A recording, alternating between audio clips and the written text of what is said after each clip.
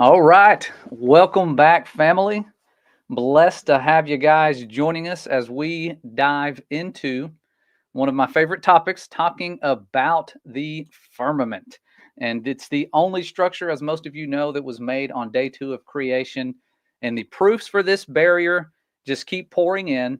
And we are beyond blessed and honored to have George from GeoTruth joining us again to talk about how navigational data and many other things prove that there's a firmament above us. And for some people, their final observation sadly will be when it parts like a scroll. I'm hoping it's not your final observation. And so thank you guys for joining us. I want to go ahead and look and see who all is here. It looks like we have Tyler Porter in the house. Welcome, brother. Lots of things going on. Glad to see you're continuing to shine the light with all the darkness. I know there's just been a dark cloud over the truth community. It's been depressing. I believe it is demonic in origin, with all the powers of darkness trying to divide truth seekers. And it's been sad.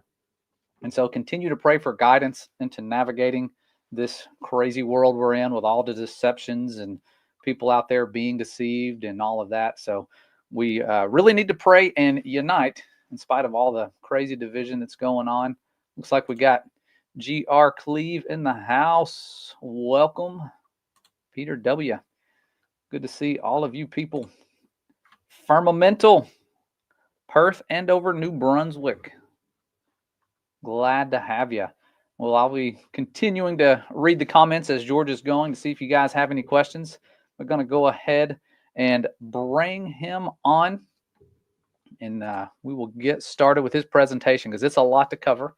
I hope you have notebooks ready. There should be a test at the end of all these lectures, but lots of good information to cover. It's going to get mathematical, as always, and scientific. So be prepared. But here is George. If I can bring him on, let me make sure I do my screen right. There we go. There is George. Welcome, brother. Thanks, Josh. Shabbat shalom. It's great to be back. Love talking about this subject and getting the truth of Yahuwah out. It's such a blessing. Yeah, it definitely is. And guys, I'm going to be learning some stuff today. He's already telling me what he's going to be talking about. And it's things that, crazy as it sounds, I have yet to investigate when it comes to the firmament. You think you've seen it all. Even today, I'm finding new things out. And then I start talking to George, and he's telling me things that I'm like, wow, I'm ready to learn. So this is a learning experience for me as well. If you're confused, chances are I'm probably confused a little, but we'll try to go over it. I know some people will watch these videos a few times over until they start figuring things out. Sometimes that's what you have to do. I was never one of those people who could read the math book and learn things right away. I had to try it out, explore it, and really struggle for a long time. Well, that's the thing all of us are going through. We're seeking Yahuwah's truth all the time. So when we look at something, we think, oh, well, this might be the right path. This has happened to me easily this past year. And then I see something different and go, well, that's not right. And then I'll look another way and, oh, well, this makes more sense. That happened with the calendar with me this year. It really happened a lot using the sundial. I've learned so much on that sundial, truth on that. And it's just, it tells you that we live on a level plane and there's no curvature, because I know exactly every day when I take a sundial reading at high noon, I know exactly to almost a mile or two where the sun is, on its travel every day. And later on in this presentation, I'm going to show, now I've realized how I can show it on the illusionary globe as well. So Yahuwah's laws for his sun and moon to move, do it. They tried to lie about it with the curvature, but it's still there in the curvature. So we'll get into that later on. Yeah. Awesome stuff. I can't wait to see this stuff and also share some things as well pretty soon. I was trying to share it before we went live here, and I just couldn't get the video to come to fruition. Yeah. So I just have one file tonight. It's a long one. So can I get on there? I guess there you go. Okay. So this is a start of a video I put out, I don't know, about 2 or 3 weeks ago, where I actually realized that the data that I thought was wrong, when I realized that the data for the same location of the sun, north or south, it was perfectly mirrored on the equator. And I'm going, well, that's just not true. That's how they're trying to show the globe work, right? Well, then when we actually came into my mind when they had Austin and those guys go down there in Antarctica, and they're seeing a 24-hour sun. And I'm going, okay, well, they're seeing it. And I did a presentation before that where I think, well, if there's sun there, that's not the real sun, right? But I'm going, well, wait a minute. The data is observations made for hundreds of years, not thousands of years. That's what people go by to know where they're at with the sun. Basically, the sun more than the moon. And so, if these things that we observe for thousands, hundreds of years, and now we've got the data that's available for anybody to navigate every day for the last couple hundred years, and it's going to farther out, then it must be true because we're seeing the sun where it's at, or we're seeing the actual sun or perspective of the sun for north of the sun. But if you're south of it, especially south of the equator, you're seeing an apparent sun, and it's being mirrored off of the firmament. I'll say more than one, maybe firmaments. We don't know. So we just kind of get into that. But once I realized, I changed this picture to show that when you see this, where the sun is, it's at the Tropic of Capricorn, which is the winter solstice. And when I first saw this, like, well, this is crazy because the sun is practically covering the majority, like 66% of the Earth, which it would on the globe. But this is a circular level plane Earth, which is much bigger than the globe. And I'm going, yeah. But now if you think about the firmament involved, then it's totally different because the sun is opposite of the nighttime area, which would make sense. But what's happening is on the opposite side of the sun, the curvature of the firmament, and I think it might not necessarily be the first one, it could be the second one that's doing it. It actually creates the light all the way on the other side of the Earth, the circular level plane Earth. But I'm kind of getting ahead of myself, but it's exciting to now realize what we see is true, and it can't be taken away. Satan can't take it away. He can only manipulate it and lie about it. Right. So, but I'm going to get right into scripture here. Yahweh desires us to diligently seek him. Hebrews 11:3. By faith we understand that the worlds are framed or created by the word of Yahweh, so that the things which are seen were not made of things that were visible. In other words, he created things out of spirit, the ether realm is what he's talking about. In Hebrews 11:6, this is key because I think those of us that earnestly have the heart desire to love you as much as we can with our soul, strength, mind, and ability, that we want to please him. We want to know him exactly what he wants us to do, follow his commandments, and understand his creation. So, but without faith, it is impossible to please Yahuwah. For anyone who comes to him must believe that he is, in other words, he exists, he's the creator, and that he is a rewarder of those who diligently seek him. Diligently seeking him means that we want to know him. Yahusha talks about that in John 17. When he talks about eternal life, he says, this is eternal life, that they may know you, the one true God, and Jesus Christ whom you've sent. So when we seek him, he rewards us with our heart trying to seek him and know him and understand his truth. So the community that we're in, we're all trying to do that. And that's the main thing. If we have something going on where, in the world that says, oh, look, there's, Earth's a globe. Well, don't let that bother us. Just ignore it because we're seeking the Father's truth, not the world's truth, right? It's just a setup for this because that makes a big, big difference. And we talked about this, Josh and I, just before we came on. Yahweh states it is impossible for mankind to know the height of the heavens and the depth of the earth. So I pulled this out. This is Proverbs 25:3, but I got different versions of it because it talks about multiple heavens, not just one. And heavens are firmament. Heavens are like heaven, firmament, and sky is pretty much a similar word. So I'll just go through some of these real quick. The Amplified Bible. As the heavens for the height and the earth for depth, so the hearts and minds of kings are unsearchable. The Berean Bible. As the heavens are high and the earth is deep, so the hearts of the kings cannot be searched. Christian Standard Bible. As the heavens are high and the earth is deep, so the hearts of kings cannot be investigated. Free Bible Version. Just as the height of the heavens or the depth of the earth can't be known, the king's thinking can't be known. So there's an analogy here is what's going on. Jubilees Bible. For the height of the heavens and the depth of the earth and the hearts of the kings, there is no investigation. And Jeremiah 31:7 says the same thing. This is from the Berean Standard Bible. This is what Ewa says. Only if the heavens above could be measured and the foundations of the earth below searched out, would I reject all of Israel's descendants because of all they have done, declares Ewa. He's kind of being facetious here. He knows that he's never going to leave his chosen nation. He's just saying it's impossible for mankind to know anything beyond the firmament that we live within. So these are things that we need to have and realize is set up. We don't know. We're going to get into it later on. We don't know the height of the heaven of the firmament that's just right above us, the first firmament. We don't know. We're not allowed to know. If we could, we probably would, but we're not allowed to. So what is biblical cosmology? We hear that said a lot. I think biblical cosmology is the understanding of Yahuwah's creation of the heavens and the earth. It's pretty simple. Yahuwah's scriptures reveal his creation of the heavens and the earth. And he created the heavens and the earth in 6 days and rested on the seventh, Sabbath day, which he blessed and set apart as holy. I'm just giving some references here because I'm not going to go through all of them. But you'll see books that are not in the canon of 66 that the Protestants use. The Book of Jubilees is a great book. People should read it, decide on their own. I've already decided that it is part of Yahuwah's scripture. It's got a lot more information about creation than Genesis does. Genesis kind of does an overarching description of creation, but Jubilees goes into great detail. Yahuwah declares number 7 as being set apart and holy, which is seen within his creation of the heavens and the earth.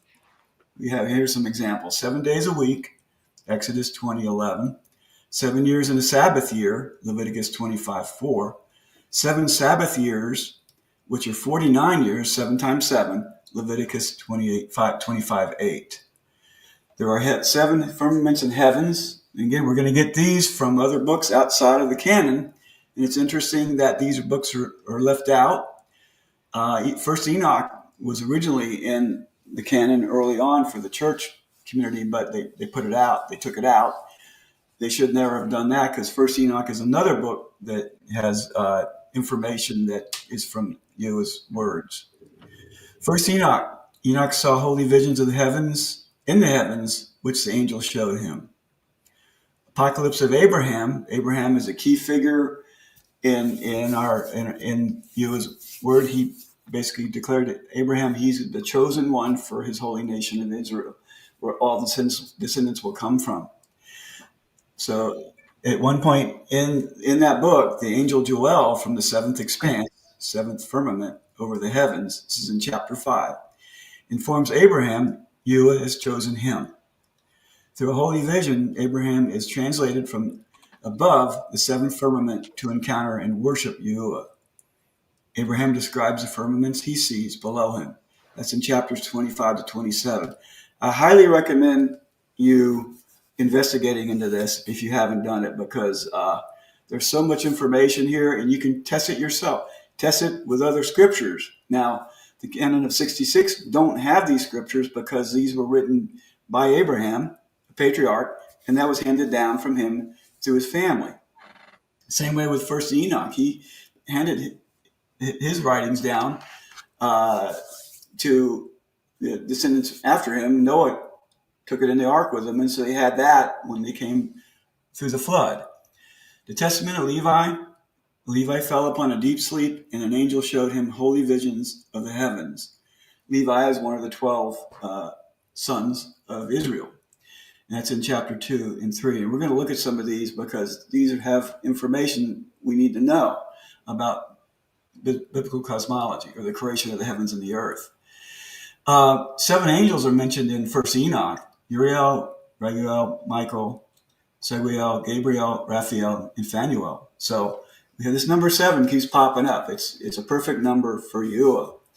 And then in the tabernacle, there was a 7-candle lampstand that was actually in Yahuwah's heavenly tabernacle that was replicated on the earth, Exodus 25:31 to 40.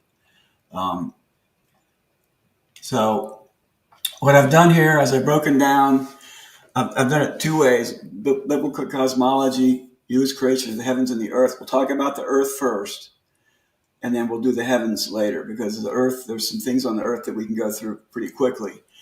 So I've got the scripture references here for each day of creation. First day was the earth, waters, firmaments 2 through 7, angels in the abysses.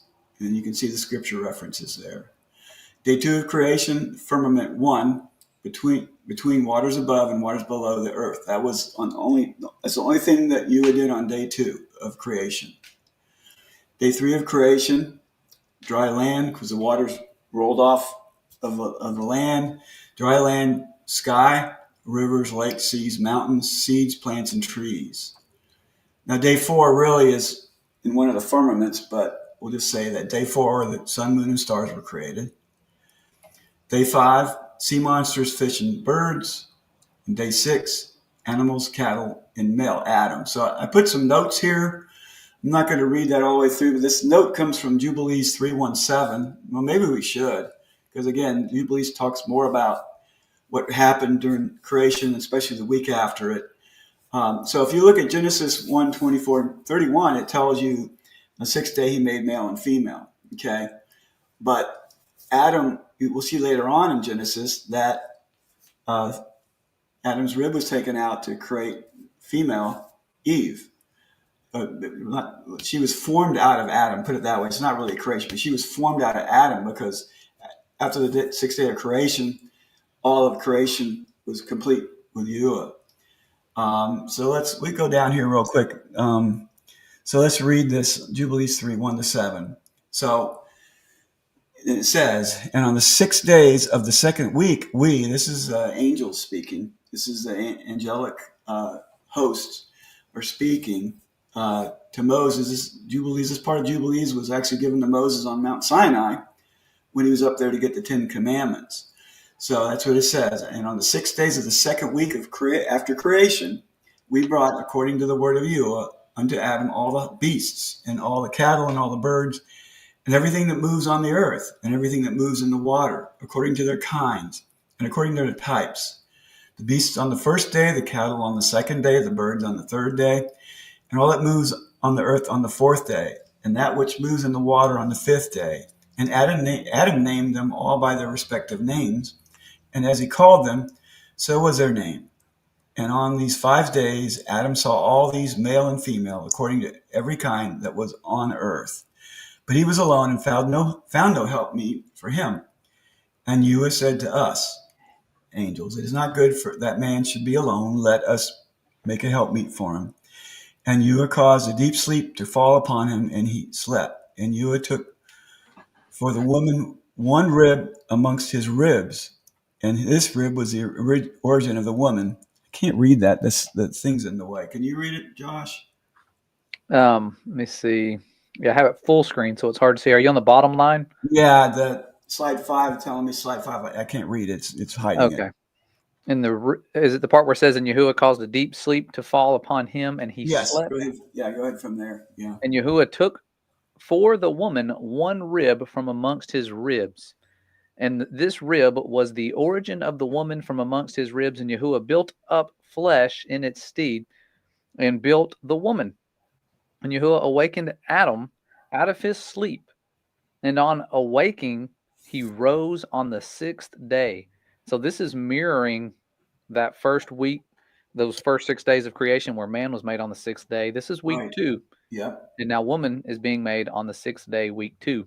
Really, really cool. Because Jubilees helped open my eye to that too. That was one of those things that when I was looking into the 6 days, what was made, realizing he wasn't made in the Garden of Eden. He was placed there.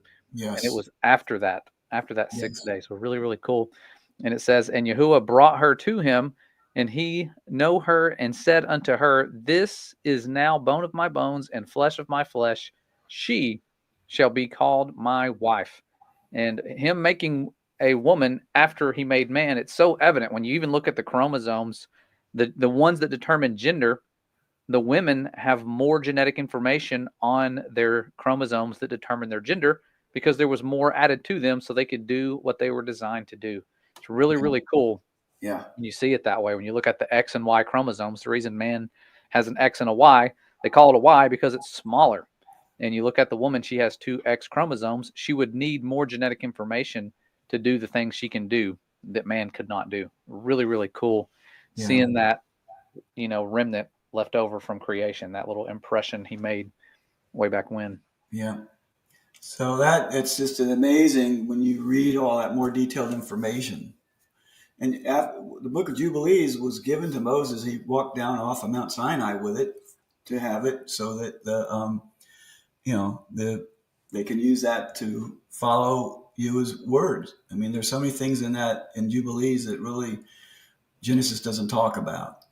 But now we're going to switch over to the creation of the heavens because they go aligned with the 6 days of creation. So you can see I got the first line. The first firmament was created on day 2, and so let's just kind of we can skip that one. Let's go. The second firmament, all the way down to the 7th, was created on day 1. So there's a lot of things that were being done on day 1. So let's walk through day 1. Second firmament, sun and moon was created on day 4. You can see all the references I have here. There are some that are in Revelation 12:1 specifically talks about where the sun is. We'll get to that later on too. But Testament of Levi, First Enoch talks about where the sun and moon are in that second firmament. And in Testament of Levi 3:3, it tells us there's a host of angelic armies ordained for the day of judgment. And that was created on day 1. So we're starting to look at things that are set up on day 1 for the day of the Lord, when it talks about in Revelation already. Firmament, the third firmament was created on day 1. And we see that I've got the Garden of Eden here in paradise, New Jerusalem, kingdom of Yahuwah. And you can see these scripture references here. And so I put some notes on here. So the Garden of Eden was created on day 6 of creation and remained on the earth until the worldwide flood. After the worldwide flood, you located paradise in New Jerusalem in the third heaven / firmament, which is his kingdom, and he will return to earth with his son Yahusha at Yahusha's second coming. And then the next things that I have here, 3 and 4, basically is about Yahusha talking about his purpose when he came first time was to preach the kingdom of Yahuwah, which is preaching the kingdom coming down from the third heaven. They'll be back on earth. And Yahusha also taught his disciples how to pray. Our Father, who art in heaven, your kingdom come, your will be done on earth as it is now in heaven. So these are literal, direct prayers that have meaning now when you start looking at the firmament, the heavens, how they're created. So it's being set up for what's going to happen later on in Revelation. So the fourth firmament, again, day 1 is created. Testament of Levi 3:8 tells us the thrones and dominions which angelic hymns are forever offered to Yahuwah. The fifth firmament, created on day 1, was where on day 4 the stars were created to put there. Okay. Apocalypse of Abraham, chapter 27, tells us that. It also has angels. So at each of the firmament layers, there's different levels of angels or hierarchies of angels. Angels who bear witness to the angels of the pure spirit created on day 1. Testament of Levi 3:7. Sixth firmament, which is above the fifth, created on day 1. And angels of pure spirit who carry out the commands of the fire angels created on day 1. So all the angels were created on day 1. I forgot to mention that as well. Maybe I mentioned it when we talked about Earth, but they're actually in the different firmaments, heavens. And so we get this information from Apocalypse of Abraham 26, Testament of Levi 3:5. So the seventh firmament, also created in day 1, is the tabernacle of Yahuwah and his only begotten son, Yahusha. And that existed before creation because they both were there while the 6 days of creation were going on. This is Apocalypse of Abraham 25. But there are the fiery angels who carry out the commands of Yahuwah, which also came on day 1 in Testament of Levi 3:4. So you can see a hierarchy here. When you go from the seventh firmament on down to basically the fourth firmament, There's different hierarchies of angels in what they do and what their responsibilities are. The seven archangels are obviously the fire angels in the seventh firmament. So that's an overall broad brush. But again, all these references will lead you to see what's going on with the visions that Abraham, Levi, and Enoch had. So I looked in Job 37:18. Job had gone through testing by Yahuwah. He allowed Satan to do a lot of terrible things. And Job gets to a point where he says, I wish I wasn't born. And actually, I said it wasn't his fault. It wasn't his fault for what happened. And of course, God gets angry with him, upset with him. And through Elihu, he gets the Spirit of the Lord coming through him. And so I had these captured for each one to kind of talk about and see how the firmament's addressed here. Can you, like you, spread out the skies to reflect the heat like a mirror of bronze? So he's being facetious, right? Because obviously nobody was there. Only you and his son were there when creation occurred. And then the different versions. Perhaps you have made the heavens with Yahuwah, which are very solid, as if they had been cast from brass. You hear all these characteristics of the firmament.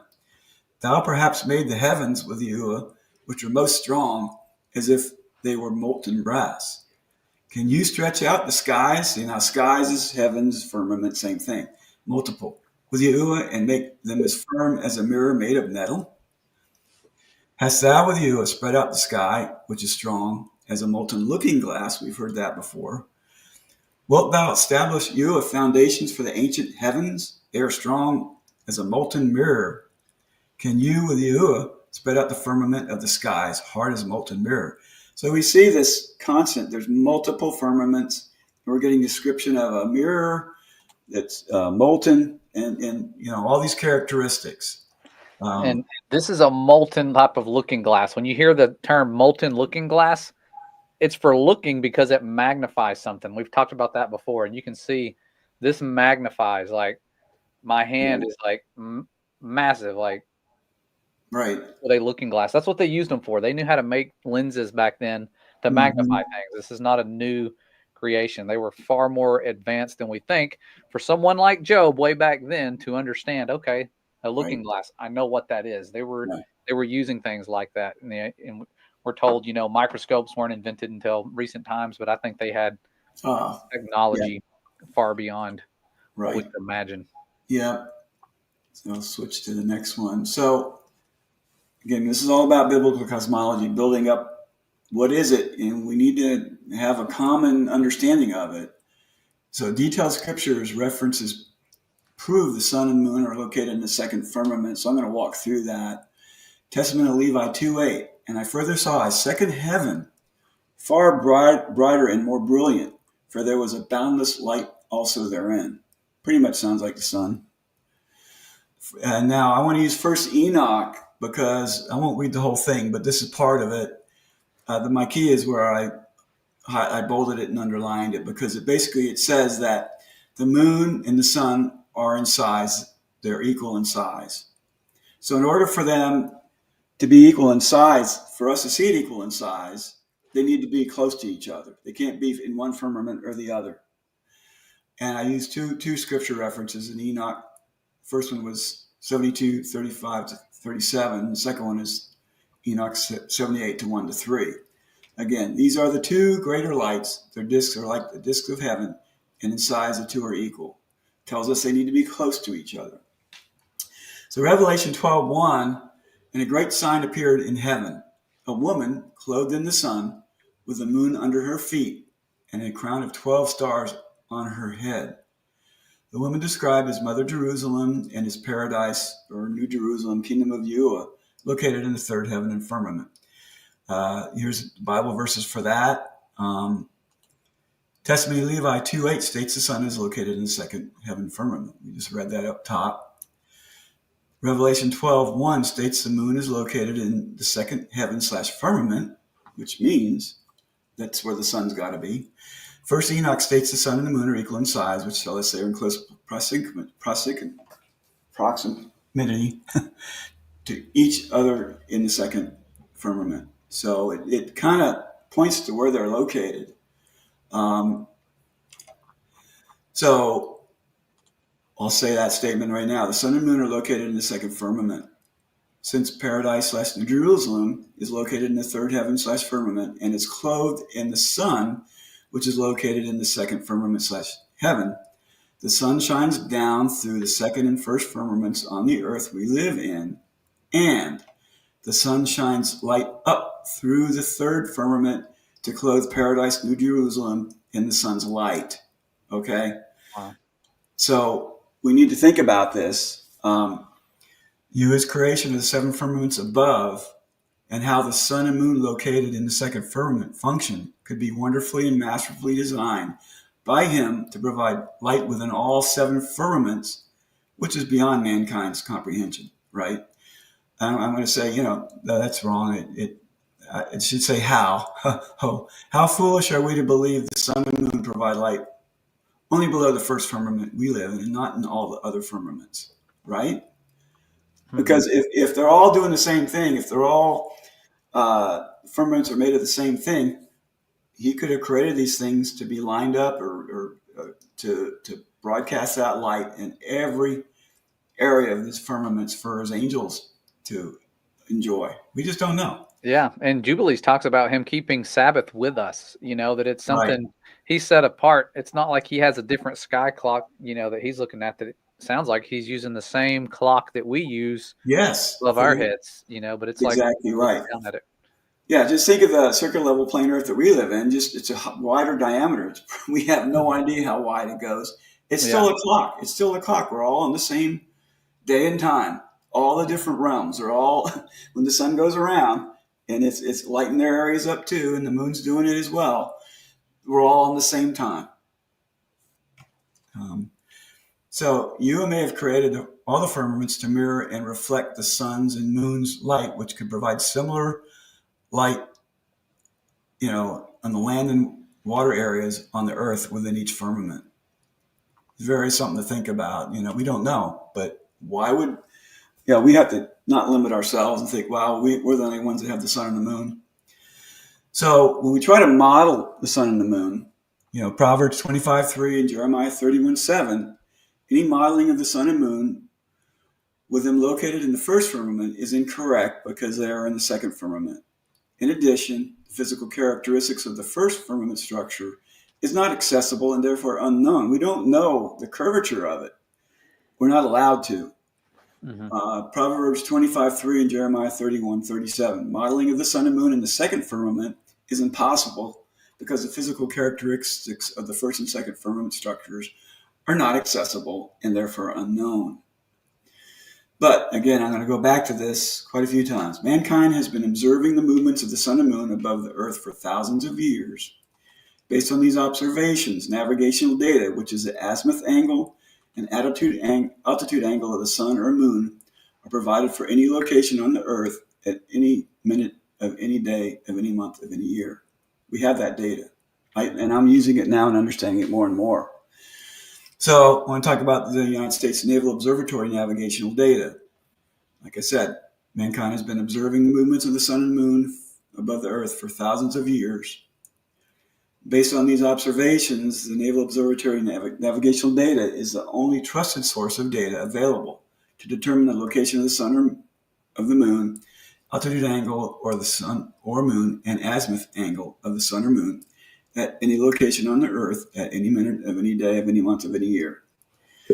This is the key here. Any models, apps, or programs developed must use the Naval Observatory's navigational data of the sun and moon in order for the model, app, or program to be correct and trustworthy.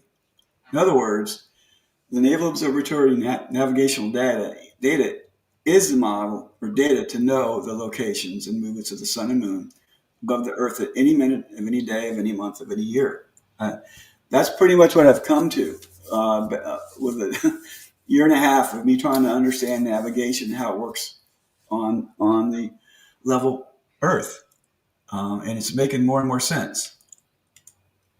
So here's something, previous presentation with you, Josh. I had shown on the left, I had shown this, and again, this is the winter solstice. And originally, I thought this was impossible to do, that it wouldn't be 24-hour sunlight, but I discounted the firmament. Now I know that the firmament's there. I knew it was there before. I just didn't know how magnificent it is, or firmaments are, because it could be coming down directly where we see the sun rotating around, wherever it tracks from tropic to tropic. That could be where it's coming down straight through below, and then we see on the second firmament it's bouncing off the third firmament down, or the second firmament, excuse me, down for the outer areas, for the southern areas. I don't know, just don't know.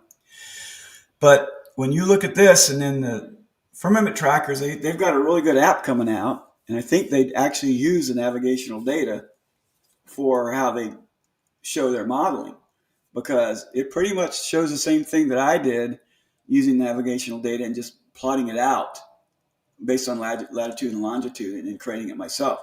You look at that. I mean, you see the sun disk on the app is right above, looks like it's right above the Tropic of Capricorn, which I also show on mine on the left on the Gleason's map. And then you see the nighttime area, which is opposite of the sun, where I show that too. And then it shows pretty much sunlight in all the other areas except for it's nighttime, just like I do. So they're using the navigational data to show what they're showing on their app. That's what they're doing. If it doesn't agree with the navigational data, it's going to be wrong. So that's what we've been observing for a long, long time. But I'm going to try to get that app. I think once it's available for an Apple iPhone, they got to think it's available for Google now, but not for Apple yet. So our home is within this part of the circular level plane Earth, enclosed by the first firmament. So now we're going to get to things. What do we know? What things do we know? Because we live in this realm of the first firmament, below the first firmament. We know that the diameter of the circular level plane Earth is 24,856 miles in diameter, which is also 360 degrees of latitude. You can look at either side here. I'm going to look at numbers again. 360 degrees of latitude with 1 degree of latitude equaling 69 miles per latitude equates to 24,856 miles in diameter, which also happens to be the circumference of the illusionary globe Earth. They just took a straight line and curved it. Okay, so we know that. We know that's the realm we live underneath the first firmament. So this can I is there a way for me to zoom in on this, Josh? You probably would have to have it pulled up like on your computer and zoom in on it somehow with sharing it that way. I don't know how to do it from here. Okay, I could do that. Maybe if you hit like share screen, if you have the presentation pulled up, and if what do you do your presentations in? Is it PowerPoint? I do them in PowerPoint. Yeah. Okay. It might let you zoom in on PowerPoint if you like share your screen, like when you hit present. All right. Share. It may let you share a certain window. Right. If you hit window, or just your entire screen, you can full screen it possibly. Let's see, I got to get to this, and then I'm going to open up the same thing. All right, so let me go to. Did you let me share? Then people can see your cursor if you hit present, share screen, and you're sharing like your entire screen. If you can pull it up, or you can just share a tab or a window as well, and it might let you share your PowerPoint there. Let's see. Where is it at? Oh, look, we got Kelly here. Good to see you, brother. Where did it go? Okay. I'm trying to pull it up. Here we go. Do you see it now? Oh, that's a PDF. Not yet. Okay. Let me get back where'd you go? There you are. Okay. Okay, I see it now. Bear with us, folks. We are pulling up the presentation in a different way so he can zoom in, because the things he makes on AutoCAD really tiny font. Hard to see unless you can zoom in. And hopefully this way you can see where his cursor is. He can point you in the right direction where he's talking about things. Yeah, I'm trying to. That make it a little easier. Why is it doing that? Let's see. We got Bill Shoot. Okay. One of my favorite brothers in the house. Had the pleasure of meeting him twice in person. Actually, kind of like almost 3 times. We crossed paths twice when we were at Flattover Fest a few years ago. Really cool, almost like divine guidance there where our paths crossed. And then we were on vacation this summer and found out he was like right down the road from us. It's pretty cool. Go on an Are you adventure. seeing that? Are you seeing that? All I'm seeing is that one. If you did you hit present and then share screen and try to Let's see. I'm trying to share it that way and try. You can do a window or the entire screen. At least on my end, it may be different on your end. Screen sharing was canceled. Make sure click on share on the modal. It's giving me some prompt. I'm trying to see what it says, but it went away. As soon as I was reading it, it disappeared. Because it looks like I've got it there. I can see it. My screen. So you see it on your end? Yeah. Let me see. I don't know why I'm not seeing anything on my end, but it did give me a little prompt. Then it went away. Okay.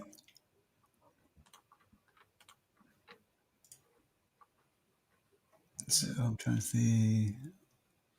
Oh. Do you see that? I've got a lot of stuff on the screen. Do you see that? No, it's not letting me see it. And Okay. I can't figure All right. out We'll just go why. back to the. Let me. Do I need to be? I'm not logged in or anything because I don't really have an account yet. I need to create an account. I don't know. That might be a reason. But when it lets you hit share screen, right? And then when you hit entire screen, does it give you that option? It does. So entire screen. It doesn't highlight the share at the bottom though. It's not like. Oh, okay. Huh. That's strange. All right. Well, guess what? I mean, we can still go through. It's just they're not going to be able to see the details of it. I wish there was a way to zoom in. Yeah. Okay. Let me. Sorry, guys. So let me get back to. All right.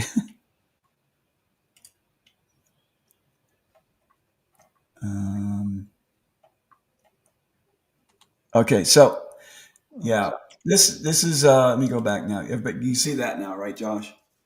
The top view. Okay. So it's hard to read. I mean, I was hoping I could zoom in on it. But what I've done here is just create a top view down, like if you're looking above. And you can see those rings. There's like the shorter rings that go from the outside going in. And there's 1, 2, 3, 4, 5, 6.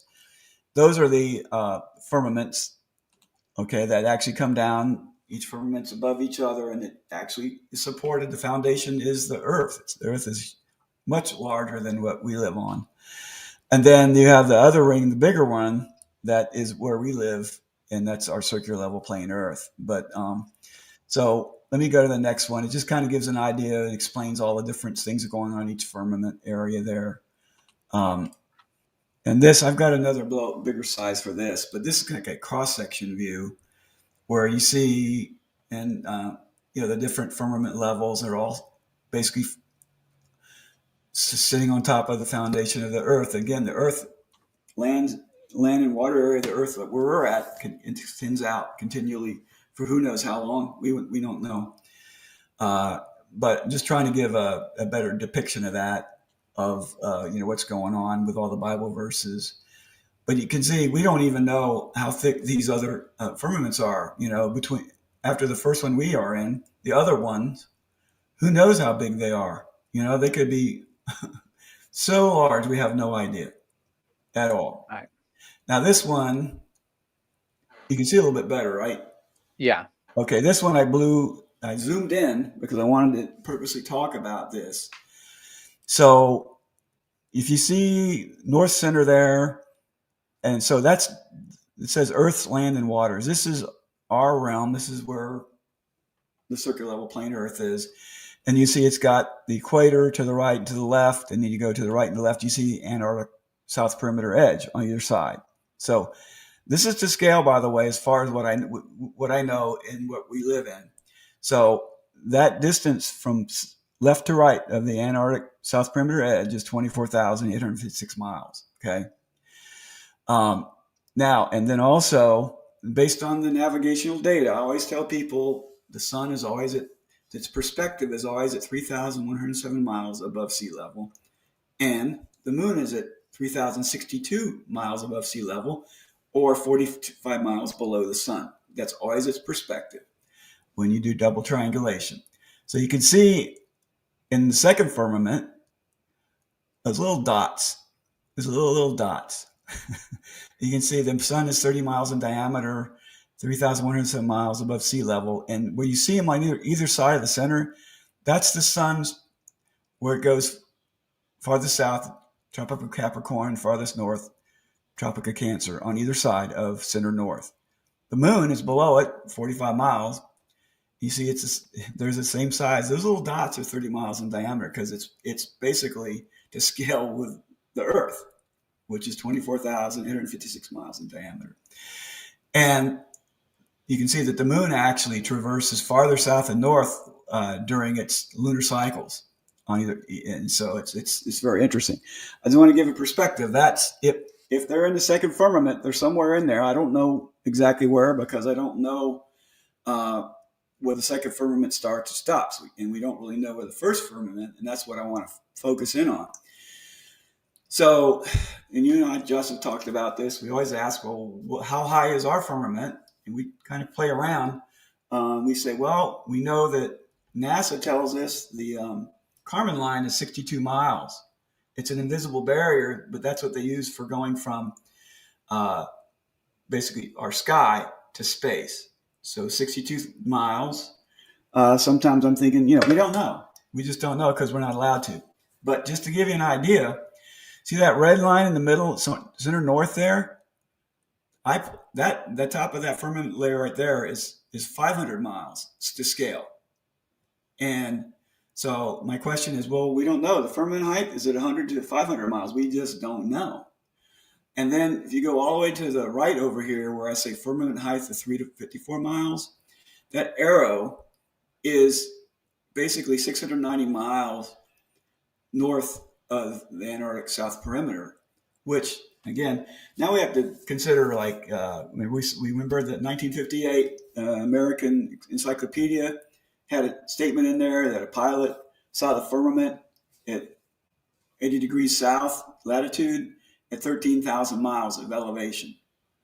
So when I have it coming there to touch the Earth, it's 54 miles. My point is, look at how narrow this thing is. It's not like a dome that we would think that we see some of the models where it's more curved very much more.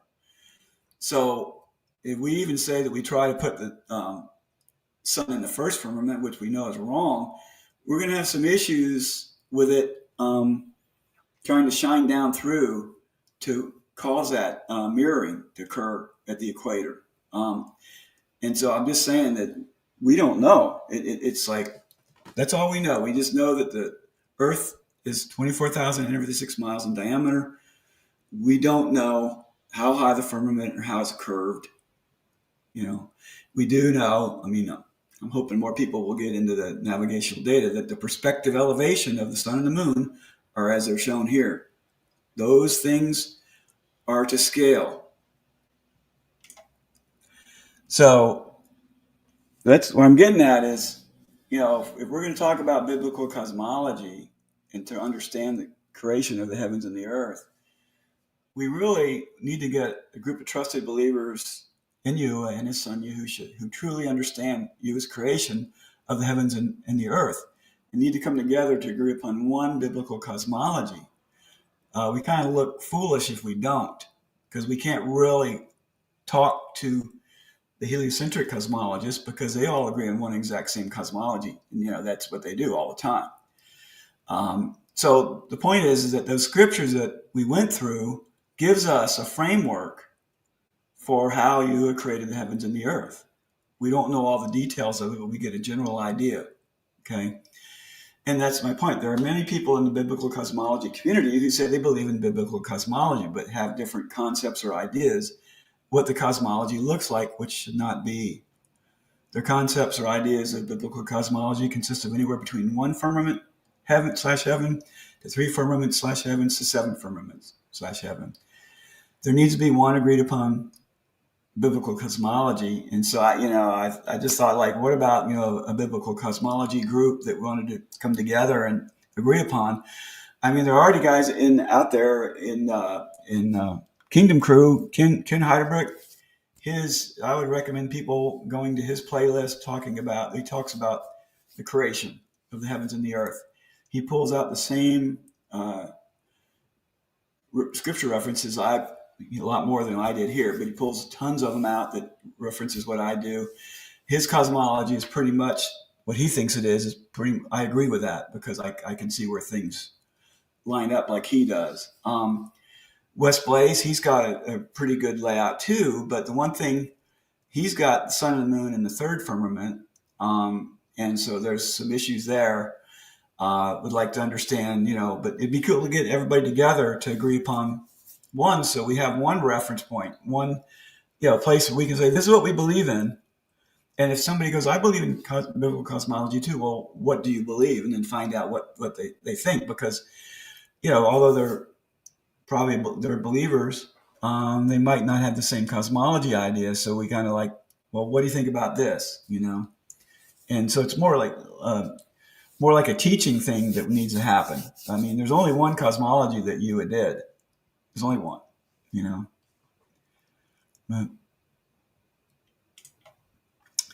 But now I'm going to switch. Again, the equator perfectly mirrors sunlight coverage on the same latitude lines, locations north and south of the equator.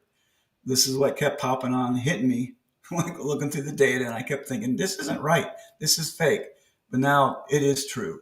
It is true. This happens south of the equator to all inhabitants there, so that they get the same sunlight coverage that those in the north, living north of the equator or north of the sun, do. The sun will always rotate around whatever observation point you're at, and that's how the Father does it, is through the firmaments. So going back now, we talked about this, Josh, and at first I thought this was not right, because it didn't follow what the Gleason's map was showing for sunlight coverage. But now it is right, because we get 12 hours of sunlight at all locations. So what I did now is, this is the true sunlight coverage, and it's also due because it's doing it with the firmaments. It's lighting up this farther area around half the circular level plane Earth. So we're going to show that now, and this was in one of my videos I did, looking at sunlight coverage on the spring equinox. Okay, so this is the illusionary globe Earth, because obviously it does the same thing. On the right side, we've got a North Pole view. We're looking down on the illusionary globe Earth down. So half of that side is covered in light, and then we look up from the South Pole side, we see the other half. So it's showing us that one half of the illusionary globe is lit. Now, what I did here is I got to pull the data straight from the navigational data from the Naval Observatory. This is March 20th, spring equinox, and I did a location. The sun is located at 0 degrees latitude, right on the equator. What I did is, now I looked at 30 degrees latitude north of the equator at 105 degrees longitude. And I kept the same longitude on the right side, but at minus 30 degrees latitude. So I went 30 degrees north and south on the same longitude line to start getting the data. And so and I did it for every hour increment, solar hour increment, like 15, 30, that way. And you can see basically the azimuth angles tells us how we're doing with the angles for time. These are always going to be 15 degrees difference going through the solar hour of 24 hours. But if you look at the altitude angles, they look pretty close. I mean, they end up being like a mirror when you put it on the map. And so you can see that The altitude angles are the same, like when it's high noon, which is hour 6 for both of them, you see that the altitude angle is 60 degrees, 60 degrees. Now, this elevation, sun in miles, again, that's a perspective. It's related to the relationship of the altitude angle, the altitude angles provided versus 90 degrees. 90 degrees, at 90 degrees, the sun is at 3,107 miles in elevation. At 0 degrees, the sun's perspective is 0 elevation because it's at the horizon. That's just how it works on you, is design, perfect design. If it's 45 degrees angle, it's going to be half of the elevation, which is 3,000, half of 3,107. So that's how all these elevation in miles, these are perspective, are determined. And I've got that shown in that note 3. It's a simple calculation. So we can see the perspective. So now we're going to take this data and see if I can't blow it up. But this, now we're looking straight down. You can see that inner circle there, partial circle, is 30 degrees latitude, and it's at 105 longitude. So it's 30 degrees. The point that we're looking at is 30 degrees latitude north of the equator. And then we see now, this is the actual points of where the sun's traveling from east to west, from left to right for a 12-hour period, all the way across. Okay. And what I have on there, the AZ is the basically the azimuth angle, and the AA is the altitude angle. So you can see when we get to 180 degrees azimuth, which is true south, we're looking true south. That's the highest, the sun will be at its highest elevation, and that's 60 degrees altitude angle right there. And then it pretty well goes around. You can almost notice too that it's symmetrical from hour to hour. 11 o'clock altitude angle is the same as 1 o'clock or 13 hour set. Hour 5 altitude angle is the same as hour 7. It mirrors even, from solar noon left to right. But that's the plot for the sun movement and how it's seen north, 30 degrees latitude north at 105 longitude. Now, I took the same data for the 30 degrees south, and again, now if you're looking from the south, you're looking for the east. The east is to the right of you instead of the left, but it's the same progression, okay? And you can see that true north, which is going to be 0 degrees azimuth or 360 degrees, is altitude angle is 60, and then when we go right or left of it, they're pretty much the same. So we're seeing the mirror going on right there. And so if you look at where the sun's actually going on the equator line, right? But then you actually see an apparent sun on hour 24 through hour 4, which is following the same that the 30 degrees north people see. And then so you see the true sun on hour 6, which is the high noon. But then after that, hour 7, it's an apparent sun going around. So now we'll put them together. And you'll see that the equator mirror line is there, and that's caused by the crystalline firmament above. Perfectly mirrored. So the person viewing this on the 30 degrees north longitude, they're seeing the actual sun rotating around because it's on the equator. That's where the sun actually is. As far as it's where it's right directly above on the circle level plane Earth. And it's going from east to west, left to right. Now, when you look from south, you're looking north, and so you're going east to west from right to left. We see the same progression, but like again said, you're seeing the same thing that the people from 30 degrees north do, but now it's an apparent sun from hour 24 to 5. You see the real sun on hour 6 because it's on the equator line, and then you see an apparent sun hour 7 through 12. It's just magnificent what you has done. It's so amazing. Wow. So let's look at this. So now, like I said, the reason I do the apparent altitude, I can now just do this and say, because these altitudes are relative to each other, okay? based on the perspective of elevation. So the top trajectory is of 30 degrees north latitude. So, there is east is hour 24. It's coming up above the horizon because it's getting closer. Then hour 1, 2, 3, 4, 5, 6. It's the highest it's going to be. That's a 60 degrees altitude angle, and it's going back down to the west. So it goes east to west from left to right. Now we're looking at the 30 degrees south. The sun still travels east to west, but from right to left, which when they're looking at it, it's actually going counterclockwise from their perspective. Okay. Goes clockwise for our perspective. The sun and the moon always go clockwise. But whenever you see the apparent sun or moon south, it's circling counterclockwise.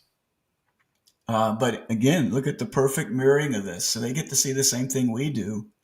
But again, hours 1 through 5 is the apparent sun, and 7 through let me say this: hours 1 through 5 they see the apparent sun, and 7 through 11 they see apparent sun on the south side. If they don't, they get the same thing. This one, we did this one as well when we talked about how the mirroring occurs perfectly. June 20th with the sunlight data at plus 23.44 latitude for the summer solstice is perfectly mirrored December 20th at minus 23.44 latitude at the same longitude line. And before we thought, this can't be right. But now it makes total sense. This is what I showed before. Summer solstice, June 20th, 2024. This is the sunlight coverage, and I've added this 24-hour sunlight in the middle there because that's what happens. You have perfectly designed it to have that 24-hour sunlight for that same area, north center to plus 90 degrees latitude out to plus 66.56. Okay. And again, this is the illusionary globe. It does the same thing, because it has the same latitude and longitude coordinates. It's just a smaller illusionary geometry of a sphere. So this is the North Pole side. You see the 24-hour sunlight, and the South Pole side where, again, it's showing, half of the spherical Earth being lit. Now, this is the December 24th, where it's the summer solstice. This is what I thought was wrong, but now I realize it's not. It's exactly the same. We get the same 24-hour coverage. You did this through the mirroring by the firmaments. You have 24-hour sunlight at minus 66.56 latitude to minus 90 degree latitude. Now we're going to get into where a lot of the major stumbling block for all of us that believed in a circular level plane Earth or a flat Earth. We all kept looking at this December solstice. I kept saying this has got to be true, and it tells you it's actually totally wrong. It shows the sunlight only in this area here, and everything else around it is not covered in 24-hour sunlight. And so this is wrong. And that's a stumbling block. It's surprising that that's on Gleason's map, but we have to figure truth out ourselves. And now we know that that's not true. That part of the Gleason's map is not true. So the navigational data of sunlight in the Antarctica during its summer months shows 24-hour sunlight. We've already seen that. Therefore, the Gleason's map graphic and description of sunlight coverage during this December solstice is not correct. And basically, the Gleason's map doesn't recognize the perfect mirroring of the sunlight at the equator caused by the crystalline firmaments.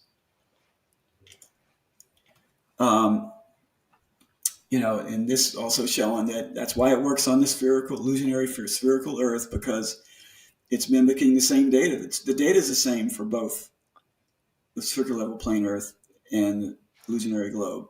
It works on both. Okay.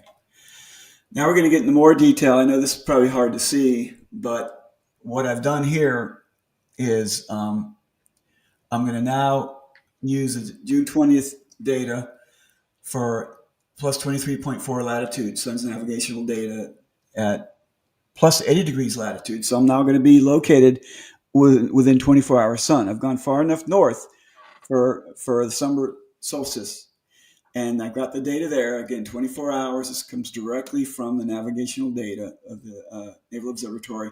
I did the same thing for December 21st. The sun's at minus 23.4, but now I'm down at minus 80 degrees latitude, and I got all the data there. Okay, we don't need to go delve into that, but you can see if you look at the altitude angles column on both the summer solstice side and the December solstice. They are pretty much Wow, it's a mirror. same. It's a mirror. It's a mirror. Okay, so now I'm going to lay that out. And again, this, I wish I could blow it up, but that little circle in the middle there, well, first of all, the dot that says center north, that's plus 90 degrees.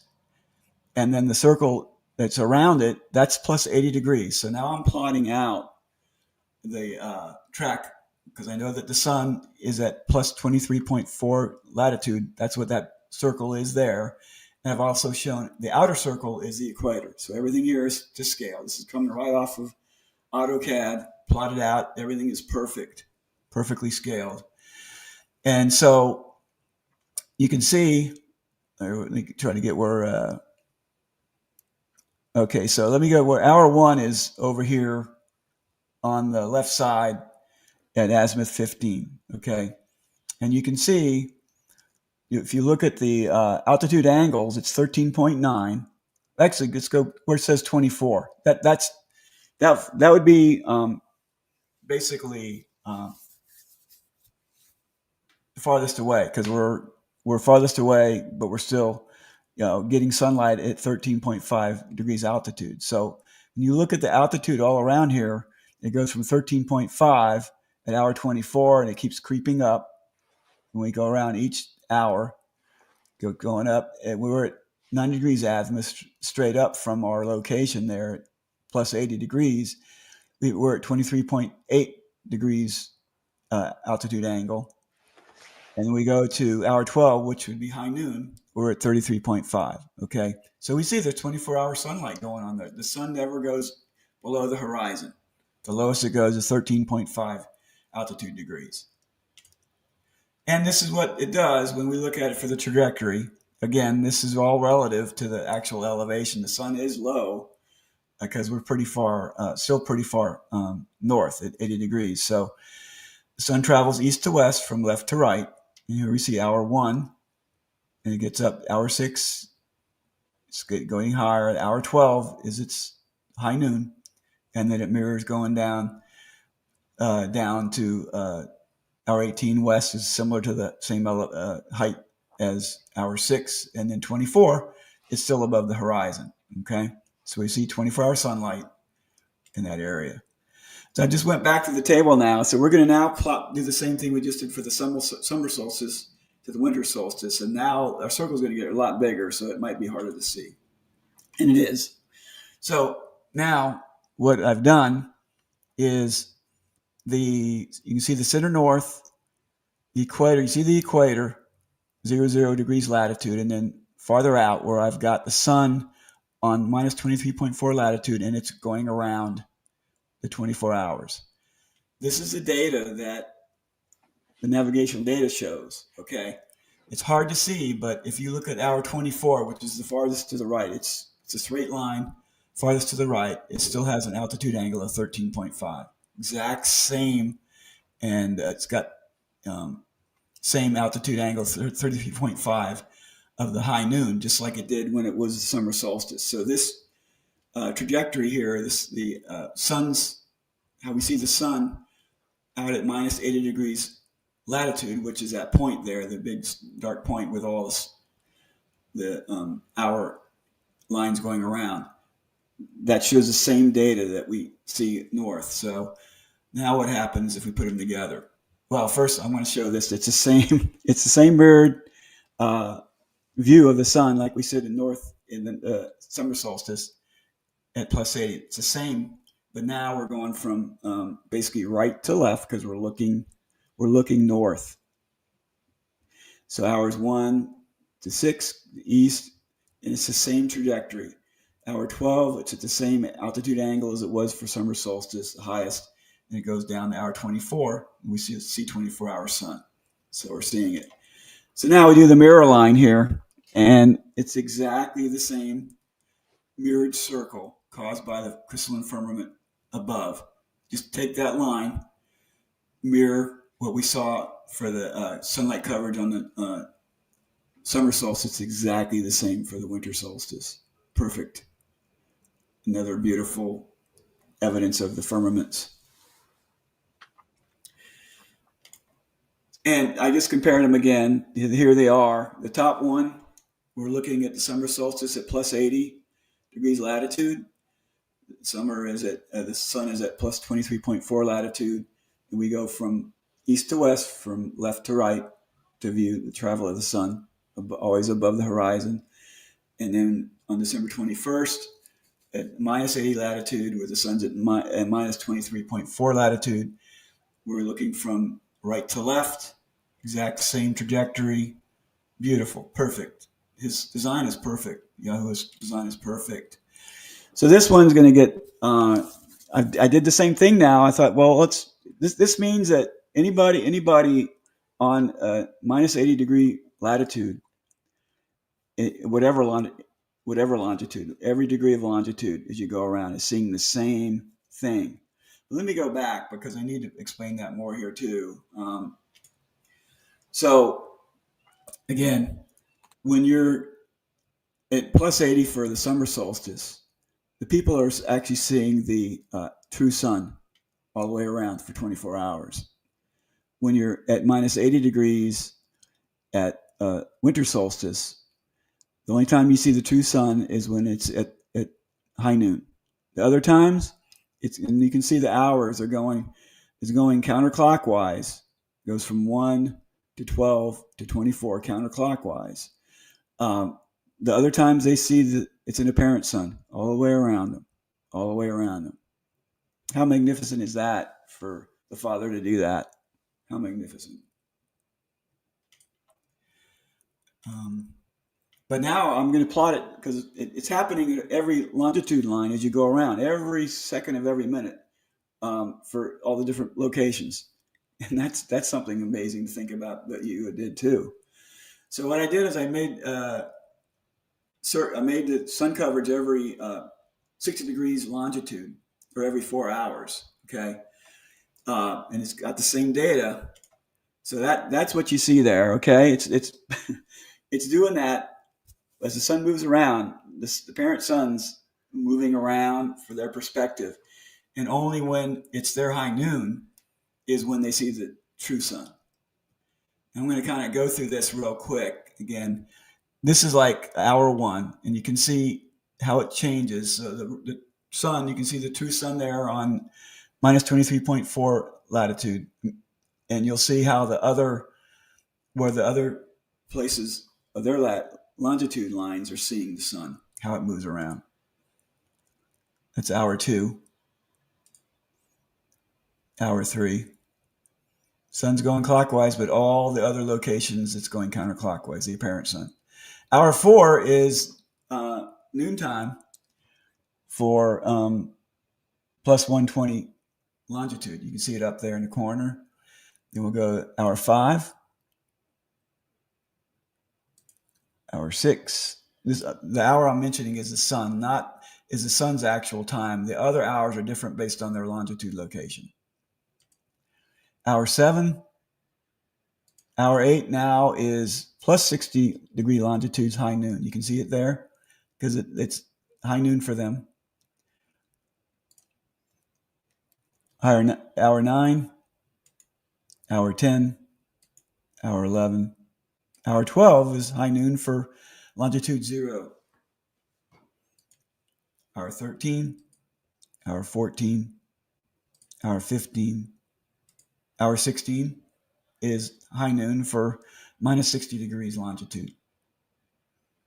17 hour, 18, 19, 20. Hour 20 is high noon for minus 120 degrees longitude. And then we'll come around to 21, 22, 23, 24. And that's when longitude plus minus 180 has their high noon. So that's how it works for all the different locations. It's amazing when you think of all that going on at the same time. It's really cool. Wow. Yeah. That's so cool. again, yeah, I mean, it's right there now. Again, this is the illusionary south pole of the globe Earth. I have to show this. So it has the exact same, view that we saw on the circular level plane Earth, the level Earth, and it has that same going from this. This is going from right to left because we're down at the South Pole. So this sun is actually going counterclockwise down here. I just wanted to make that point that it works on their illusionary Earth too. Now, this is the first time I've done it for the moon. We're going to do the same thing because if it works for the sun, it works for the moon. It works for probably the stars too. That'd be tough for me to figure that one out because they're hard to track. Yeah, But, and I find it crazy that I couldn't find 24-hour moon footage anywhere. Like, it should be when there's darkness for 6 months at a certain place, they should be seeing the moon because the moon, well, you where we are. just challenged me because I think it Yeah. can happen. I just got to get to a point where the moon is down because the moon does go down to minus 28 degrees latitude, and if it does that, I very well could map. You get the data to see what's going on. Minus 80 degrees latitude and see what happens with the moon data. I can do that. I can find it out. Very simple. It's easy now. I just think that'd be so cool to witness a 24-hour moon Yeah, going that would around. be. I've never seen it though. Like, to me, that just seems like it would be spectacular, and Right. never seen it. Wow. So this took me a while to figure out, but I did. I had to find out where, because the moon is sporadic. It moves so much quicker north and south. I mean, just in one lunar cycle, which is 29 or 30 days, that the moon travels plus and minus 28 degrees latitude within those 29 or 30 days. I mean, the sun only goes, for a full year, it only goes a total of 56, about, let's see, it'd be 23, about 80 some degrees of latitude for the whole year. But the moon does that like 40 within 29 days or 30. It's crazy how fast it moves back and forth. But I had to find the dates where the moon was pretty much running the same latitude line, north or south, which I did. It was pretty close. That was January 11th, 2020. Then this is for this year, January 11th, 2025, at plus 45 degrees latitude and 0 degrees longitude. And then at July 8th, at minus 45 degrees latitude and 0 degrees longitude. So you can see and I did this because it was easy for me just to do basically, I think it's 3 hour increments. Yeah, I did 3 hour increments, 45 degrees longitudes. Once I got the track, I need to know the track because the track of the moon isn't perfectly circular. It moves within that one day. So I had to find the track. And that's what I'm doing here. So I got the track here for January 11th and then for July 8th. Okay. So this is the track, moon's track for January 11th. And you can see center north in the middle, minus 90 degrees latitude. Way out is Antarctica south perimeter. We've got the equator in the middle there at 0 degrees latitude. And then this is where I was able to create the track with these data points for the moon. Okay. And it tells you that hour 1, it's at plus 27.25 latitude. And by hour 22, it's at plus 28.45. So it keeps moving quite a bit, okay, latitude-wise. But this gives me like the track to use when now I want to do an observation point. Okay, so now I know where the moon's track is. Then I got the data. I pulled the navigational data for plus 45 latitude location and 0 longitude. That's my observation point for January 11th. And I got it also for July 8th at minus 45. So I got it I've got it set up to see how the mirroring goes. Okay, so now January 11th and July 8th, I got the 12 hours or 24 hours of what's going on with the moon. Okay, and again, this information is just what I pulled off of navigational data. Don't get confused. But then I did the elevation of the moon in miles. I do the same thing based on the altitude angle. The perspective of the moon's elevation, because the moon is 3,062 miles above its perspective above sea level. And so if it was 90 degrees straight up, then that means it's at 3,062 miles. But any portion of that altitude angle would be the ratio of it. So that's all these altitude angles tell me is what the elevation of the moon is in perspective. So I can show how it tracks when we see it, going from different locations. So this is the January 11th, the moon's trajectory, looking at it from plus 45 degrees latitude and 0 degrees longitude. So I put that plus 45 degrees latitude circle in there, and then you can see the moon track, which I already know now. And so from my vantage point, now I see, this is interesting because, a lot of times you'll see the moon early in the morning, it's going down, right? So if you look, you see that hour one that's there, that tells you that it's ready to go down because it's going to go below the horizon or just circle too far away. With hour 2, it's getting lower. Hour 3, it's going low. Hour 4, now after hour 4, it's not seen above the horizon until hour 12.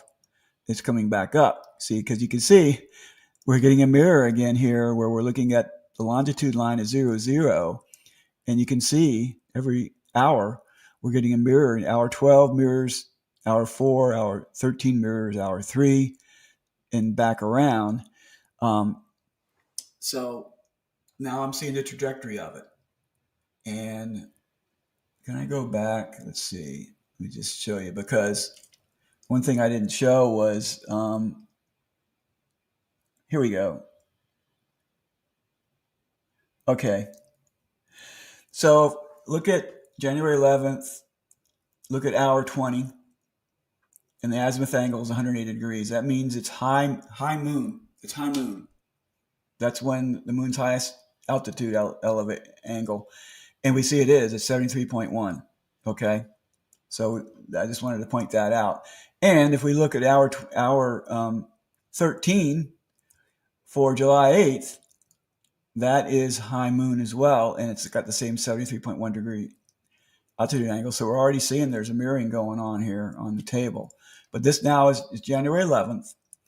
So now this is a plot for looking at the trajectory of the moon based on relative elevation through the time. And we're going from left to right, believe it or not, because hour 1, the moon's basically traveling far away, which is early in the morning. It's like 1300 in the morning. Hour 2, it's west. So 3 and 4, it's going down, and it doesn't come back up and around because it's not going. It's staying the same elevation as it circles around. It's just we're able to see it again in hour 12, and it's coming up and it's going east because it's going east, and it goes to the north where it's hour 20 is its high moon, and goes down to hour 23 because now we're running out of that day. The next day would pick up. You'd see it going down like we did this day. Okay. So now I have to show thanks guys. Love it. July 8th. Now I've got to track that. Okay. So that's what this tracking is. I got to track the moon where it's actually going. So I do that again. And this is what it shows. Now we're going farther out because I tried to get the moon tracking to be mirrored outside the equator as I did inside the equator before. Okay, so now I've got the data points there. That tells me where the moon's actually moving around. And now I'm going to use this July 8th data to see how the observer tracks it. So here we are. We're again at 0 degrees longitude, but now we're at minus 45 degrees latitude. We're mirroring plus 45 degree latitude. we see the same thing. But let's now look. It's going counterclockwise because it's being mirrored. Hour one now is going counterclockwise. Hour two, hour three, hour four. Now it's below the horizon. Can't see it. We're coming around. Starts to come up on hour 12, 13, 14, 15, 16, 17, 18, 19, 20. So it's mirroring the same thing that we saw at plus 45 longitude. The exact same elevation that we see, perspective of it, but it's traveling east to west from right to left. So now we're going from the right, and we're seeing hour one to the right that's going down below the horizon. Hour 12, it pops back up. Hour 14 is east. Hour 20 is looking fully north, and then it goes over. So now we'll look. We compare them both. I put them together. You can see it's exact same trajectory with same perspective elevations. Just one's looking east to west from left to right. The other one's looking east to west from right to left, from south. And I got to go back again. So what happened? What this means here is you can see the moon's on its own track. That's the true moon. So the only time that they see the true moon here at minus 45 degrees latitude is when it's high moon. After that, it's the apparent moon all the way around. It's doing it again. The firmament's doing it again. So here we put them together. This is how I put them together, and you can see the full mirroring of it. It's just perfect again. It's the firmament does this at the equator line, and it's perfectly designed by you. It's just amazing. It really is. Wow. Now, you think we've had enough, or you want to keep going? I don't. Let me see. We're on slide 81. 100. It's up to you. Well, this is the new stuff that I mentioned to you about.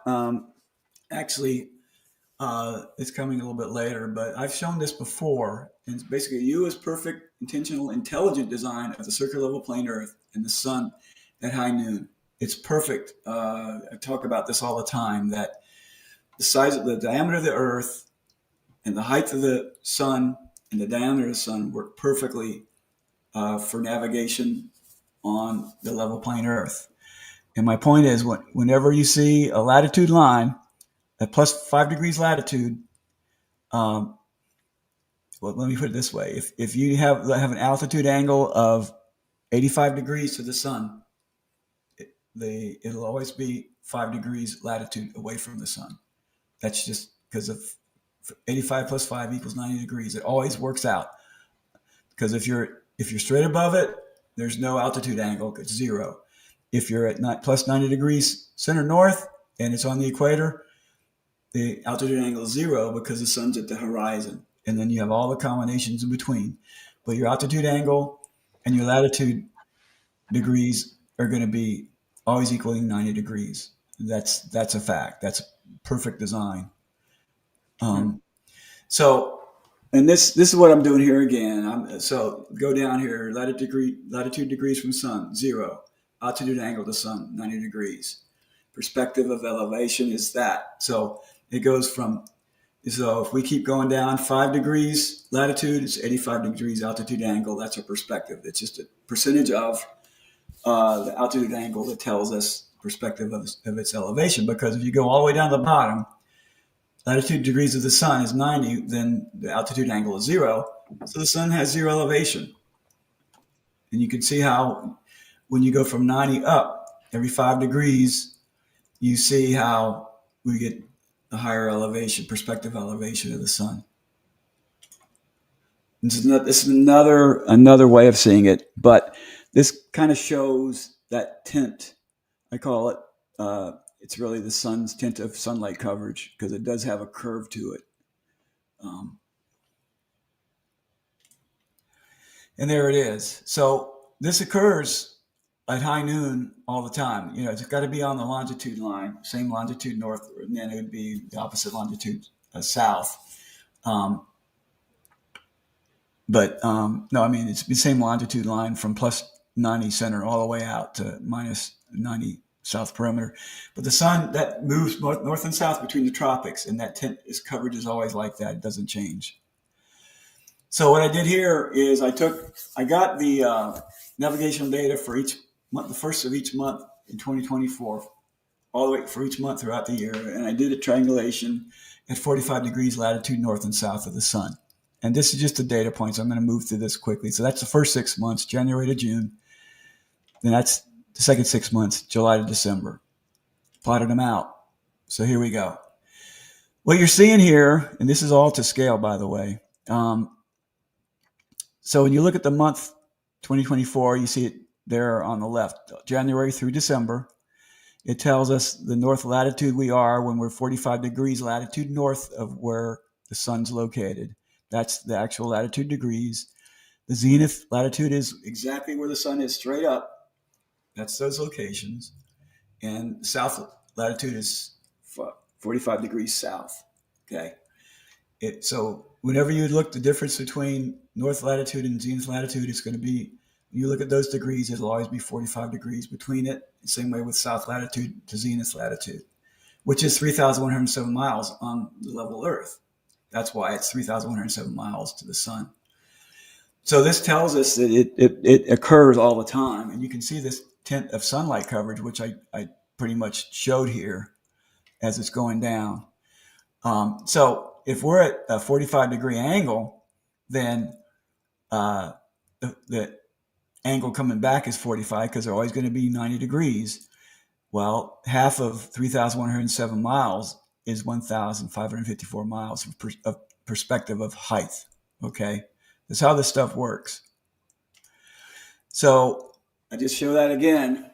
We've seen that before, but now I'm going to apply it to the illusionary globe Earth. And the illusionary globe Earth obeys Yahuwah's intentional intelligent design of his circular level plane Earth and sun. So now look. Remember how they say, well, the sun's lines are always parallel? Look what we see here. Oh yeah, they're parallel, sure. They're parallel. They're parallel to the Earth. But when you start looking at 0 degrees latitude equator and you go 5 degrees on the curve, you have an 85 degrees altitude angle. It's a straight line. So 85 plus 5, you get a straight line. You do this all the way around the circle, you're going to get 90 degrees totaling up, and it's a straight line. Here comes the illusion. It does it on the other side.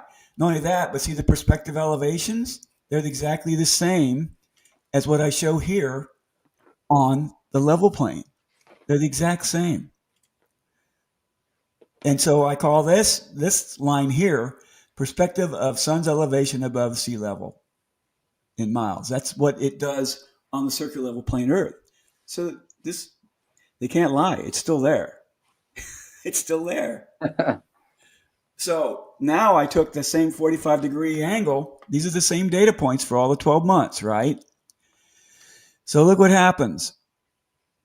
I've got north latitude to zenith. If you look at that curve, I show 3,107 miles of distance on the curve because the circumference is the exact same distance as the circumference of the Earth is the exact same distance as the longitude line of the level Earth. Okay. So now when I apply these angles by using the horizon, I get a 45 degrees and 45 degrees angle. And so where that when I see that horizon and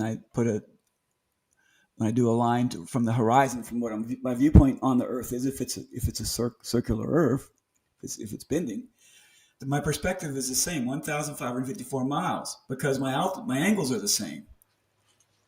And then you see what happens is it's bending down. It's showing me the same distance to triangulate on the globe Earth.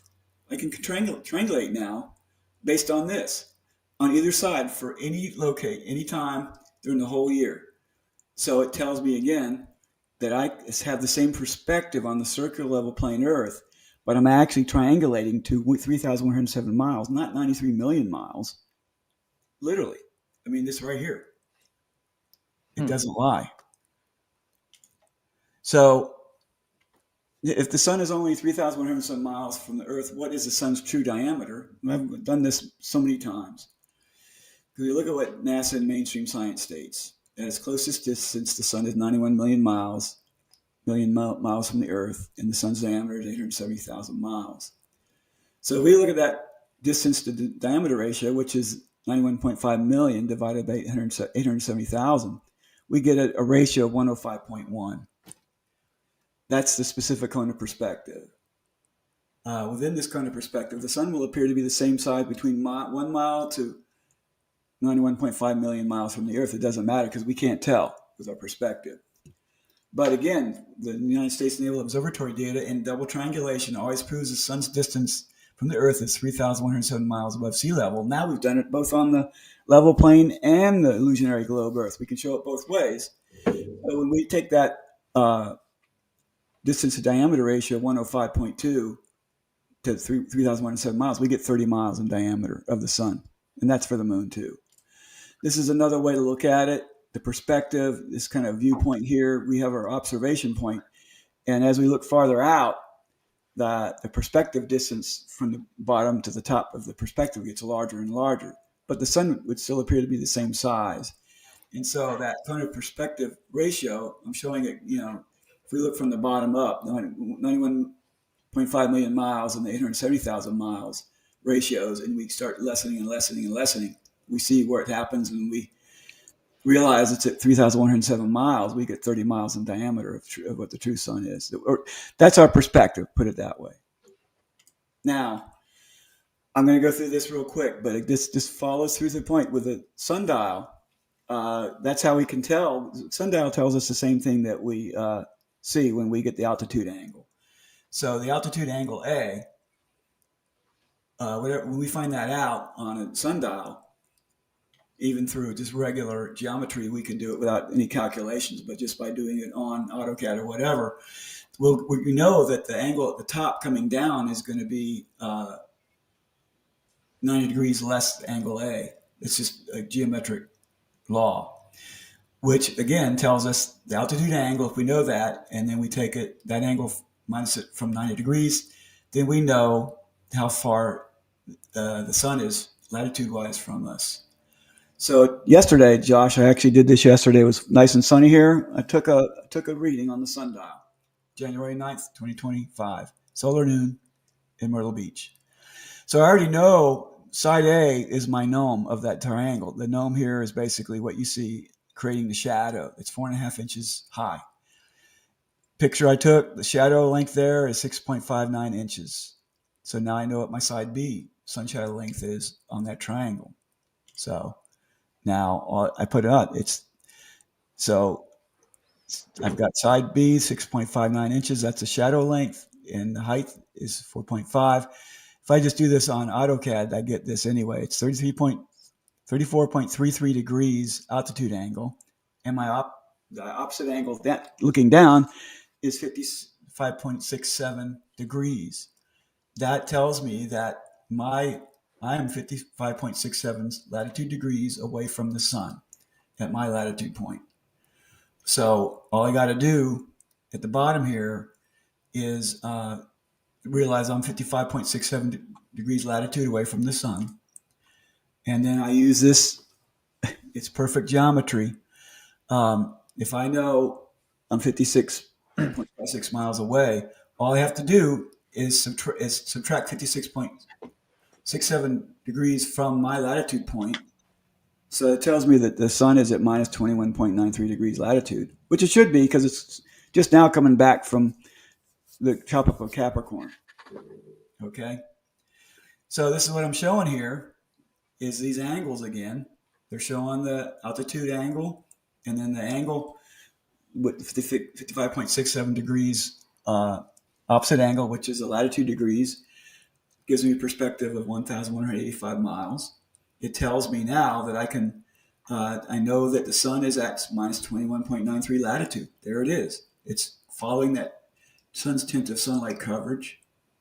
And I know that the latitude difference for the equator to minus 21 is 21.93 latitude miles is 1,514 miles, because all I got to do is multiply 21.93 by 69 miles per latitude.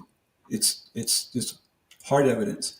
So now I'm comparing, like I always do this every time. I'm going to check yesterday's data with the navigational data. So I go on the left here. It's my input data. I'm going to look at the sun on January 9th. And here's my latitude and longitude, Myrtle Beach, South Carolina. I tell them I'm 5 hours west of Greenwich. And so I get the data. And this is a view, part of the view. All I needed to find out is high noon, because that's when I took my sundial reading. So at time 12:23, the altitude angle is 34.3 degrees at 180 degrees angle. Now, the navigational data only goes to the tenths of degrees, where I can go to 100ths. So, but I had 33.33. So, it's right on the money. So this is telling us that the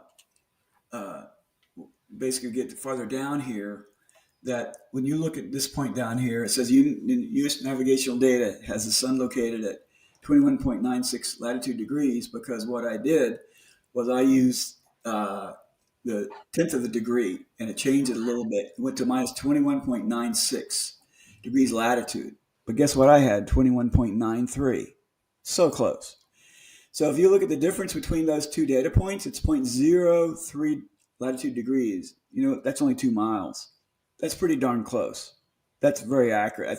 Matter of fact, I'm probably more accurate than that, because it doesn't go to the 100th of degree latitude. I do on my sundial.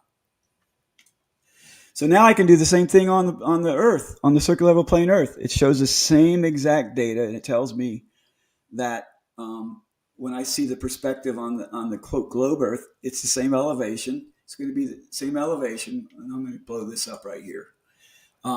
It does the same thing on the horizon. I use my data, 24.33 degrees on the horizon. I get that same latitude distance behind it going down. I get the same elevation, and it's still, I'm still looking at a parallel ray now, right? Yeah. And look the difference between the latitudes. Here it's 55.67 latitude to where the sun is, and it's 3,107 miles. Is perfectly geometrically provable, and the Globers can't deny that. They cannot, because I can actually triangulate on their geometry. They can't. I'm triangulating on their geometry every time. I'd like to see how they would. Well, they'll somehow probably just ignore it, Yeah. But I think that's it. Yeah, that's it. Wow. Yeah, that was. I was watching people. Somebody said my brain hurts. Yeah, I know that's some deep level stuff, and to me, it's good to have someone who can understand angles and math and latitudes and do all these things. We're all working together to figure this out. And Right. somebody like Gleason, who did his map, he was one person, and they always expect somebody to figure all these things out that we're told we cannot measure, and we're Right. given a model by the sun god worshippers that have all the measurements, and those measurements have changed. They've had to raise the goalpost, for the globe. When things don't fit, they add more numbers, they keep adding numbers, they add more theories. And so they've added a bunch of things, but they have numbers, and we've been used to just being spoon fed the numbers. Like, where is it at in the textbook? Let me find it. Oh, there it is, 6,600 miles per hour, and here's Right. the distance to the sun. That's a new distance. The distances we have, they're very new, Oh, not oh things that have yeah. been around forever. The Greeks didn't Yeah. have out. But yeah, very Yeah. interesting stuff. So the reason I go to that level is because that's scientific. This is getting Yeah, scientific on the flat Earth circular level plane side, and I would challenge anybody on the globe side to discount anything that I said tonight. yeah, Try to prove me wrong, And because I'm not boasting. I'm just saying I'm seeing the glory of Yahuwah here. yeah. His truth's coming through. Yeah, his And truth always shows up. And yeah, you keep looking, there's going to be things that make sense with the firmament. Things like rainbows getting shorter when yeah, you get towards Antarctica. It's one thing to hear George talking about it getting possibly lower as you get that direction. We don't know how low, but you can do things to see that that's most likely what's happening. And things simple like the rainbow can Yeah. give us major clues that it's there. Things like comets, light shining through the firmament, the tail end of them always pointing away from the sun because Hmm. the light is most likely shining into, guess what? That first layer of the firmament he was talking about. And so when you see things, like comets looking at Yeah. this, that sun being in that second firmament, shining through, and this picture here on the right, it's not a comet. It's just light shining through a barrier. The reason Hmm. tails of comets are always facing away from the sun, I believe, is because you have those lights Yeah. shining in through the firmament. So it's a lot of stuff that you can see looking Yeah. up at the sky that we've just been given worldly definitions of things and understandings. And Exactly. so starting to see the truth, starting to put everything to the test. It's powerful, powerful stuff. Yeah. It's a lot, and I know that was a lot of geometry and navigational data and things that are over my head to some degree with a lot of those things. But that's just we've been in our comfort zones of just seeing the cartoons and basic understandings. And when you try and actually really go and find out um, things about the globe model, it's hard. There's a lot of conflicting information and people that don't understand it. There's Yeah. people that don't even know how many moons the Earth has. I mean, like crazy stuff. Um, I'm almost feeling led by the Father that I need to start doing sections, and you're perfect at doing this. Have classes just build up and build up, build up, right? Because I mhm. put stuff out there. Frankly, we've been so detuned or just made to be stupid people. I'll just put it that way. We're not being taught the right kind of education. Yeah, They purposely do that to dummy us down so we'll believe whatever they want us to hear. Um, I mean, I'm sure back in the day, the ancients were so superior to this because they didn't have anything else to distract them except what they lived in, you know? yeah. They didn't have standards. They didn't go, and their teachers had this like script. Most likely, it Yeah. was they were excited about learning. Yeah. And And their main job was to run their farm during the day. They were working on the farm and whatever time they had, they had a lot of extra time, I think, to learn about the environment they're living in. yeah, and they kept record of things throughout history, like Captain Cook, who tried to find the continent of Antarctica and he ended up traveling 3 years saying, "There's no continent." He went over 60,000 nautical miles and was like, "There's no continent to be found, just this wall of ice." And that guy going on his journey, funded by the Royal Society, people controlling information, Right. they were interested in things that I didn't even know of until a student, one of my students in our fundamental breakdown course, said the purpose or primary purpose of that adventure was to see, witness Venus transit the sun. And they knew to go to a specific place. And then you start looking at how these things, how they knew when this was going to happen and all of that. It's fascinating stuff. They knew about these angles and a lot of things that George is talking about. They were able to map it out. And it's hard for me to imagine them mapping that out on the Big Bang model that really wasn't in its final stages in the 1600s. That this Right. was not long, or I guess was it 1700s with Captain Cook. Yeah. Not long after they allegedly discovered this new land and America and all of that. Like maps were pretty impressive back then. And there's some things you Right. were talking about, George, that look a lot like those ancient maps they were drawing back in the 1500s. And you were showing the multiple firmaments outside of the Yeah. Antarctic boundary. Like there's so many Yeah. things that are mapped out and they're showing these alignments of stars, almost like they knew about multiple layers of the firmament.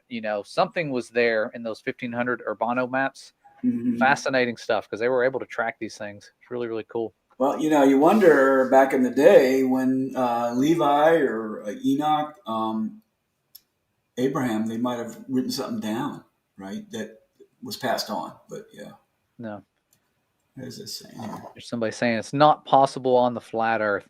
Like we're saying, the firmament above us, just like you can't predict what's going to happen to something behind this dome here. You don't know which way Right. it's going to refract, which way it's going to go. Like you can make predictions. Oftentimes you're going to be wrong.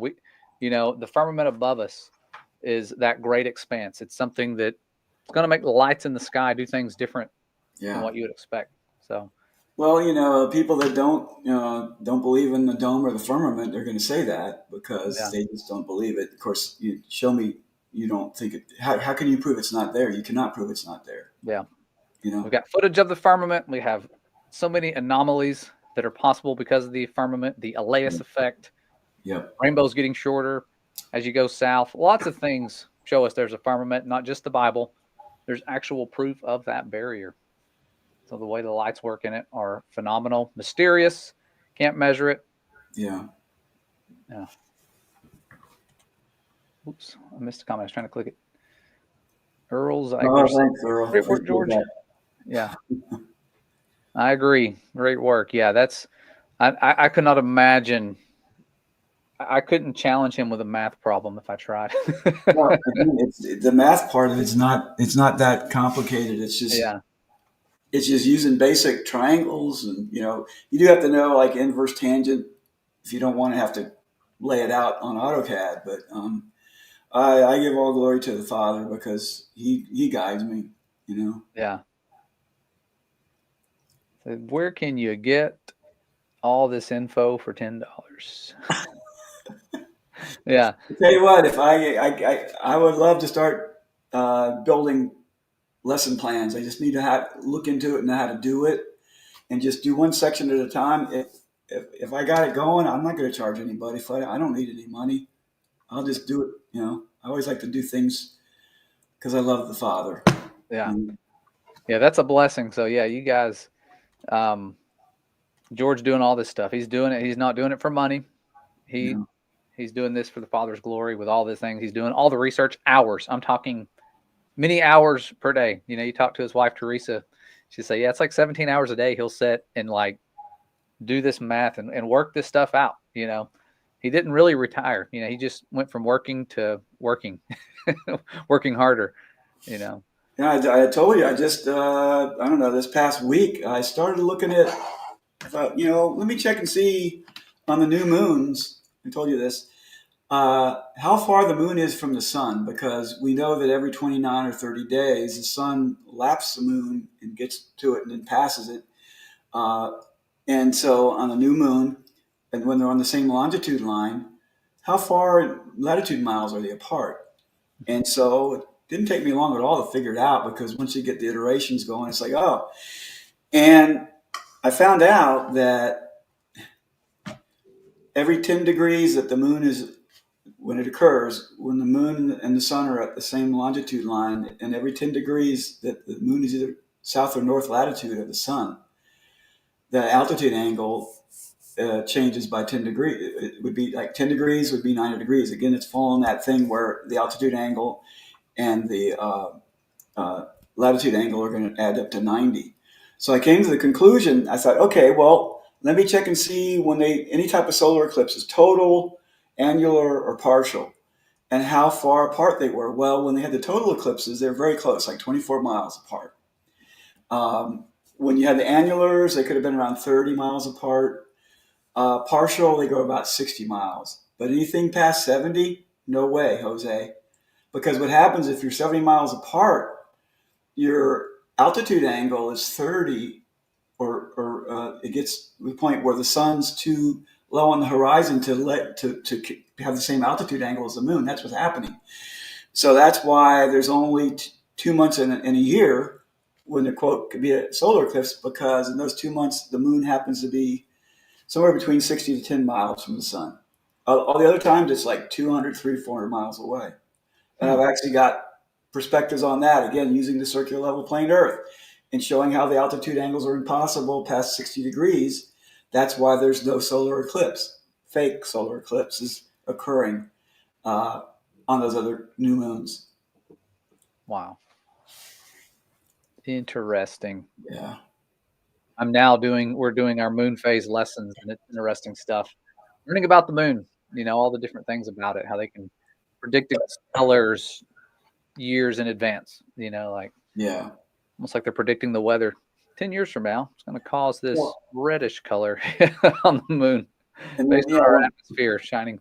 the lunar eclipse, I mean, when you think about that, we know there's no eclipse because circular level plane. We just know that the sun and the moon are just 180 degrees apart above the Earth. So the Earth is not in the way of it. But there's something going on with some sequencing going on with energy, which is very interesting. So there's a sign there. I think it's a sign from the Father what's going on. And of course, they're going to change it to something else. Yeah.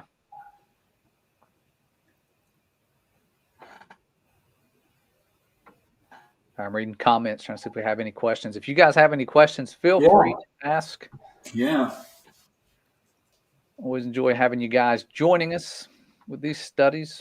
And thanks for having me on again, Josh. I know you're super, super busy with everything. Yeah, that's good. It's after I like doing them late on Friday. It's rolling into Sabbath, and we can sit back and not have to worry about all the work we got to do, because always so much work to be done. Everybody Can't wants to imagine be it. a laborer, and we've been blessed with lots of work before us to do. Yeah. Rewarding work, but it's a lot of work. That's what it is. Yeah, it is. You got to be careful what you ask for when you say, Father, use me. I used to say that all the time. Just use me. I think like 5 years ago, I was like, I never would have thought I'd be doing this. It's like, wow, what a change. What a Yeah, change. rapidly. I know. I can't believe we're doing what we're doing now, considering how I was years ago, just in that zombie land. It felt like, where you're walking around knowing there's more out there to creation, and just not knowing what it is, feeling that something's off, not knowing what it is, asking the Father to wake you up. And when he does, he wakes you wide awake. I mean, I was asleep and he woke me up, and it's been a journey, to say the least, coming out of Babylon even further. You think you're out of it, and then you realize, no, I was just kind of on the outskirts of it, walking around, still looking at the stuff and still partaking in some of the things. And it's like, come out of her, my people. He's bringing us out, and he is waking up a generation of truth soldiers that I don't think has been around in a long time, when it comes to just pure, humble, seeking, spirit-filled people, and their children, having their children grow up in these truths, creating these truth soldiers. It's a beautiful thing. And that's what I've been able to witness that with Creation Standard. I knew that was going on. But once we started doing that, and I started seeing the parents, how well they've raised their children, the things they're not exposing their children to, the fact that they are trusting someone to go at science with a biblical approach, it's been powerful. Oh man. So, yeah, That's I mean, awesome. I'm seeing that our Father's he's at work. It's nothing we're doing, it's what he's doing, and it's powerful. And I think that's why we have a lot of division going on right now. The enemy knows that. He knows that the foundations he's been trying to cram into our minds, to remove the firmament, to remove the Creator's wisdom. He knows they've had this entire time that we've been doing this investigation to show us proof, and we haven't seen it. And it's like, now here they come, with their proof. It's final, and everybody's getting shaken up, and you can see, I literally can sense the powers of darkness at work with this. Like, it's just like a dark cloud went out, and it's almost like it's going from person to person, and people are just lashing out and being angry and in their feelings. And to me, I just can sense the demonic powers at work when I see it. And it's been disheartening. It really has. It's been it is, really, really sad to see, but we're getting a lot of good stuff out of it. Yeah, the sad thing is that you've got believers, kind of harassing or making fun of other believers, and that should never happen. That's not part of what Yahusha told us. We need to love one another if we're in the faith, right? So, and that's not happening now. So hopefully that'll stop. But well, it gets back to the Hebrews. We talked about that earlier. The first thing, that you rewards those who diligently seek him. And I think we'll just continue to seek him and try to know more truth, not just on the cosmology, but all about his word and everything about what we should expect in the future, the ways that we should be living if we're doing something wrong, to make sure we follow that. And, your channel, Ken Heidrich, Sean Griffin, Wes Blaze, all that group of believers is such a blessing. Such a blessing. Oh yeah, definitely. I've learned so much from you guys. It's crazy how much I've learned just tuning in. And it's hard to find people that are sticking to the word to find their answers. And they're out there, and it seems like we're all being united. And speaking of believers like that, we'll be live again on the 16th. So that's a Thursday. I guess less than a week from today. with Mike from Flat Earth Archives. He's going to be Nice. joining us, and we're going to be talking about more lights in the firmament. It's going to be fun. We're going to talk with Yeah, him. And, sounds he's great. going to give a breakdown with the moon. George talked a lot about the moon and the sun and the paths, and he's going to be talking about the moon. And I'm hoping to learn some stuff again from him as well, because that was sort of his specialty. And I've been wanting to have him on. He had us come on his channel or page. He has a Facebook page called Flat Earth Archives, and a lot of stuff there, or Flat Earth Nice. Archive. I think it's singular. And so you can find that on Facebook and follow him. He shares stuff continually, like really good stuff, and he archives things. I guess that's why I gave it the name. He keeps He all of it does. there. So He's he's got got some great stuff. so much information on his Facebook page. It's incredible. It's great. Yeah, so we'll be back then. Make sure you tune in. Let me see what time it is. I put it on my calendar. 8 p.m. Good part, yeah. 8 p.m. He's in California, and he's safe from the wildfires. I know there's a lot going on. Yeah. I mean, it just seems like in the world, it just feels like there's evil controllers going, all right, what can we do now? Flood this part of the world over here. Flood these guys. Okay, now burn this part. All right, now over here, snow in the south. You know, like it's like everything's just so crazy. Yeah. With worldly events, you can just turn on the news and it's like doomsday every day. Like, no, but it's all about climate change, don't you know? Yeah. Yeah. Yeah. They arrested one of the guys who started the fire, and they're like, look, they finally found climate change. There he is. He's been elusive for all these years. We found him. The arsonist. Yeah. Yeah. Crazy times. You got to pray for these people who are losing everything, whether it's intentional. Wow. I mean, I think some of the fires, obviously, they're intentional. They don't just like spring up in random places on accident. Stuff's And then they don't have any water to fight the fires. It's like, are you kidding me? You know? Yeah. That sounds planned. Yeah. Oops, we're out of water. Yeah.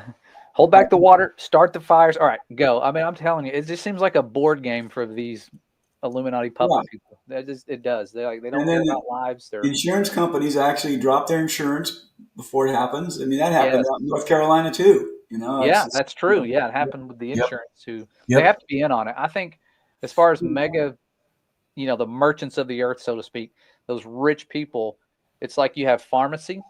I'm afraid to say that out loud. You have big oil and insurance. I mean, insurance and the people we're paying taxes to making the most money. I'm talking like we are just now like, we're not even landowners. We like to say we're landowners, but we have bought land and then you rent it by paying thousands of dollars of taxes every year. Thousands. Right. I already paid taxes on it when I bought it. And it's like, it's heartbreaking because it's like, man, like there's no freedom in that. It's not like the Father's beautiful system where you could grow and prosper. Right. There were no taxes. They talk about the law being a burden. There were no taxes with the law. Yeah. 10% would be a gift. I would gladly go, all right, here's 10% of everything. Gladly. Because right now we're giving and we don't realize well over 31 or so percent on our income. I mean, I don't want to talk about it because it's Sabbath, but like it's sad. The Father's law is perfect. It's way better than this worldly system. And we were warned about taxes by Samuel. Yeah. Like, well, we're still taxed by the king. The king is the government in our situation. They just got rid of the person and made it the government is the king. Yeah. Yeah. Thank you, Michael. Yeah. Even if we disagree, that's the thing about what I love with fellowship. We have our Sabbath studies. We're going to have tomorrow with George and a bunch of other people. And we're a group of people that have different beliefs, and we have to be humble and still love each other and fellowship and not be like, sorry, you're not adhering to our creed that we just wrote, or whatever. Like, the truth is powerful. It doesn't fear investigation. And, it's tough. You would love to have everybody believe like you, but with as much information as out there and we're all on different tracks, like even my twin brother and I don't have the same beliefs right now, currently. It's crazy. And we grew up together. Yeah. Somebody says we won't be able to buy. Yeah, we won't be able to buy. Talking about not being able to buy, sell, or trade. When I think about that, it's interesting. Not being able to buy, sell, or trade unless you get the mark. Where do you go to buy things? The market. Market. Go to the market where you can buy, sell, and trade. Yeah, but it doesn't say you can't grow things. They're going to change all that. They're going to change all that. You'll have robotic drones dropping off whatever you need to eat. Yeah. Let me scan my mark. Beep. Yeah. Yeah, there's spiritual stuff going on. The Father is going to seal and protect his own. Nothing Yep. nothing to worry about. Endure to the end. There may be persecution, but the Father is protecting his creation. He's designed Amen. such a nice place for all of us. The way he's designed it makes so much sense when you look at it from the aspect that we have a masterful engineer. Like the Oh, things you hear George talking about, seems like it's over so your cool. head. When it gets to the stuff that he had to think about to create, to sustain our lives, we can't even understand it. It's down to Mhm. like how much the density of the air we breathe is compared to the density of other airs that float above the air that we breathe. Yeah, Like, I mean, it's fascinating stuff. It's it is. down to everything beyond microscopic levels. Yeah, Powerful, great. powerful Amen. stuff. Well, I won't keep you guys much longer. It's been over 2 hours. I'm gonna go play in the snow. I told my son we'd go out on a little night snow adventure and like see if we can make a giant snowball or something because we don't get That's snow here very often. This is once in like every 10 years or more that we get snow. that's a four-letter word for us Myrtle Beachians. Yeah. Yeah. You guys got rain.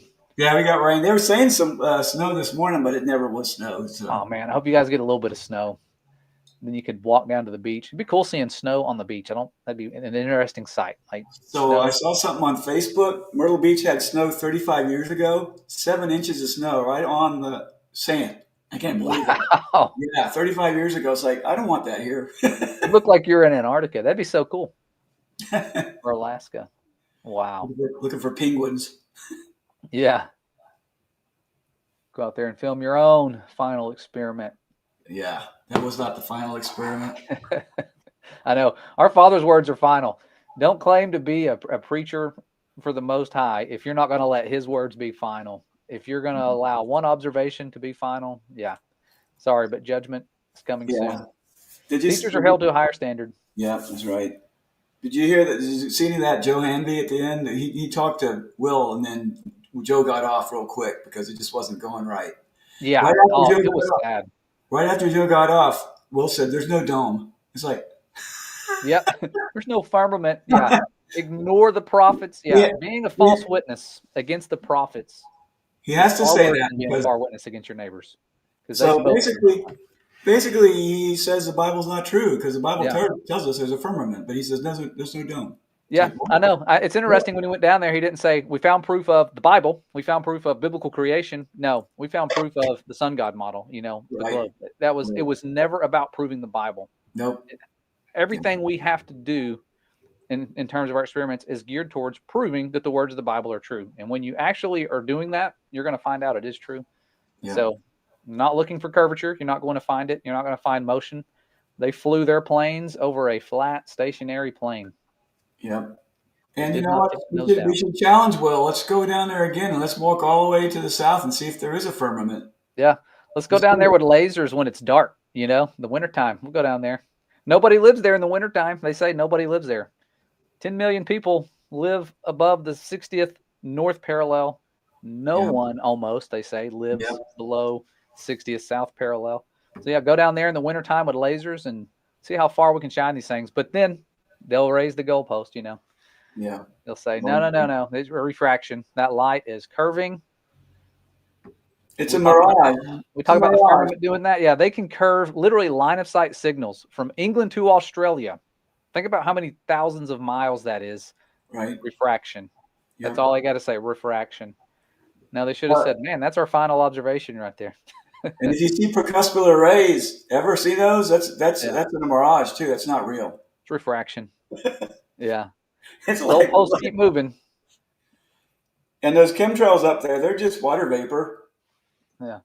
Someone said, "Let's send Josh. I trust him." Yeah, to go to Antarctica.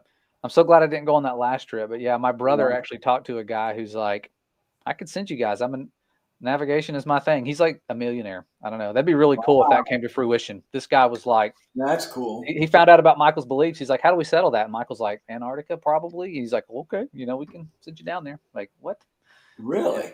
I'd have to I would want to like really document everything and I would want to bring like you and like Yeah, Ben from Taboo Conspiracy. I'd have to bring I'd him love with to his do that. lasers. That'd be awesome.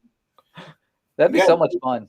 so you Real trust biblical that? truthers go in there to make observations. Yeah. because I know we couldn't break the Antarctic Treaty, but it would be nice to go that far and keep going south in a plane. Yep. I don't know about getting out in the cold. It does look pretty rough, but I remember days when at night, actually nighttime, I forgot about the sliding glass door was closed and I'd hit right into it. It's like that's what it'd be like going down there. Just yeah. like, oh, there it is. Well, there it is. There's our final observation right there. Yeah. Oh, broke my nose. Yeah. I've done that too. Yeah. I'm starting to experiment now with dome or not domes necessarily, not like Joe Hanvey. I want to have him on. I've reached out to him. Hopefully I can have him on. But like containers with water and shining light through them and seeing what happens. And it's phenomenal. If you drop down below, kind of like a fish tank, if you've ever had a fish tank, if you shine a light over the surface of the water and you're looking down, you don't see your light. It's the weirdest thing. Like it just eclipses. It goes behind the surface of the water and you don't see it until you go down behind the tank and you go all the way down to the table that it's setting on. Then I could look up and see the light. It's the weirdest thing. I'm like, how this defies what I think is possible. And so Yeah. it just humbles you to see like you don't really know what's going to happen when you look Right. at lights in the firmament above. How many layers does it have? How does that impact it? The waters, all of those things, like Yeah. where are they at? How do they play into it? Cool stuff. Well, on the day of the Lord, we're definitely, like you said, we're going to see at least probably two firmaments open up, Yeah. right? The great light of the world returning. Hallelujah. I cannot wait. I mean, it's going to be a day of dread for many, but for me, it's like, man, I'm just looking forward to uniting with the one who's healed me, the one who's shown us all these Yeah. things. Like Yeah. seeing that firmament part and the beloved Son at the right hand of the Father, the trumpet of God blowing, Yep. the firmament parting, like there it is. Now we see it. Some cool stuff. Cannot wait. Yeah, for sure. Feet touching down on the Mount of Olives.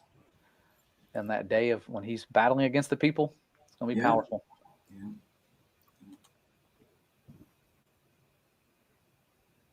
And they are telling the truth. What do you say?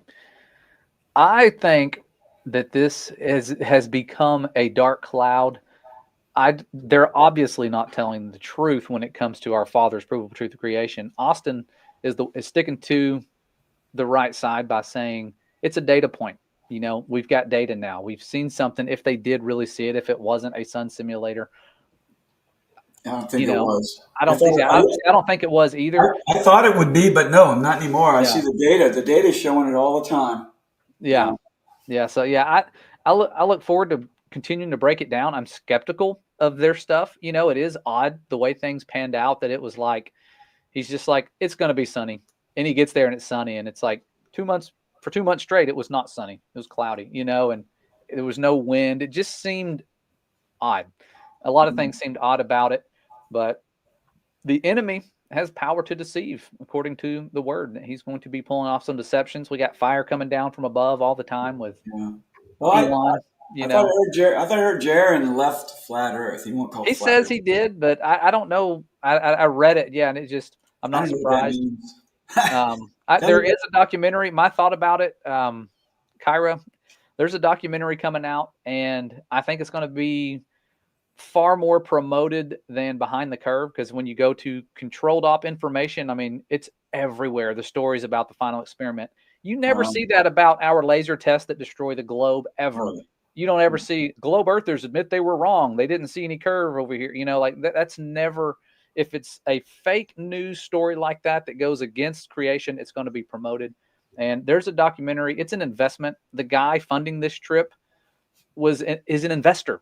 He was investing in worldly fame, I believe. And there's going to be a lot of fame and wealth that follows with the documentary they're making. It was all about making a documentary. And so I think it's going to be like Behind the Curve, where you hear that was interesting. And then it's like, oh, it's over. A flat earther says that's interesting because they saw curvature. You know, it's going to be probably Jaron saying, well, we were wrong. And then it's going to end. Yeah, now, right. It's all speculation, but I think that's probably how it's going to go. And the documentary is going to be huge. Yep. What's that, George? Sorry, go ahead. They'll just take his voice clip on that and just cut it. Yeah. So when Sean Griffin had the three of them on, the other girl that went with Jaron and Austin, so I sent in the chat. I said, you know, because talking about Candace Owen, I was asking in the chat, well, what's Candace Owens, you know, view on this, but nobody ever responded. It's going to Yeah. be interesting to see what happens on I, that. I really do. I know because she's really good. She called out NASA. Candace Owens did, and she Yeah, was like Rob Skiba level good when she was yeah, talking about the demonic origins of NASA. And I was like, right. she's done her research. Like she hasn't just found like conspiratory stuff. She found the actual evidence for this. It's documented. The rituals they were doing were Yeah, satanic. They named their first mission after Mercury, yeah, the god of the right, underworld, for a reason. right, These people weren't like, oh, let's name our mission Genesis or something. It was like it's right. very dark. The wisdom of this world comes from these dark places. The mark of the enemy is in that wisdom. And Yeah, she's somebody who could be used for good. And I'm yeah, hoping she will be. yeah. Me too. She's a part of that documentary. I think it's going to try to be a hit piece. I just pray that it backfires because so much work has gone into the proving the Father's creation model is true, and we've had Yeah, a lot of people doing a lot of work. We need to stay together and stop spending our time calling everybody out. They are united. They're laughing, like they're even throwing somebody like Austin under the bus. Everybody's like, "Oh, Austin's one of them," and then yeah. meanwhile, McKeegan's like, well, yeah, I think he did vape, and yeah, so, but it doesn't That's destroy the all. final experiment. Like they're really trying to hurt people like that. Hurt somebody Yeah, like Austin who has destroyed the globe thousands of times over, yeah, and his work to this day speaks for itself. It does that. It yeah. destroys the globe. That's Um, just a distraction. yeah, Distraction. It's just so stupid to even address and even talk about. yeah. Don't Waste of don't let time. it break you apart Waste from of time. fellowship. Yeah, yeah. Yeah. With your friends. I've seen people stop being friends because they're like, "Oh, you believe they actually went and they weren't on a stage?" And I'm done. I'm done with you. It's like, no, calm down. Like this stuff Right. it just happened, okay, and it doesn't disprove what we believe. It doesn't destroy No, or add curvature. You can't add curvature by looking up. no. Paying somebody to level your house and they just come in and look at your ceiling fan, they're not good at leveling your house. You need to find somebody with lasers and levels that can do that. It just amazes me that that's not taught at all. But I guess that's why they don't talk about the surface of water in school or anything like that and how it functions. If they did, Oh yeah, it'd go when? Well, that's amazing. You yeah. know? Yeah, we should have been in geometry class. Why weren't they like, here's the curve formula, here's how Yeah. you can prove it, measure Right. it? No, and And that's why all the globe proofs they don't have curvature measurements. I would like to see somebody take their visuals of the distant mountains and do curve calculations. Like focus on that. Stop so looking at the shadows. Look at the distant objects. See how far away they are. I didn't know if you noticed, but when I did the geometry on the curvature Earth, it would show every time what the curvature amount was, how many miles. Hmm. Each time wherever the sun was versus on the observation, it's right there too. Oh, It's that's like, cool. yep, yep, Like I said, I wonder where the sprites come from. Plasma ball lamps are, I think that's one of my favorite things is the plasma ball lamp because sprites are a plasma phenomenon, they say, and you can only have them with a plasma ball lamp replicated. You break the dome, they go away. And so they happen beneath that first layer of the firmament because you can see them shooting down and they interact with lightning, similar to how if you touch the top of a plasma ball lamp, it's going to make that little lightning strike. Enoch tells us the stars are involved. And so those stars would be in another layer, probably behind the sun, maybe in the third firmament.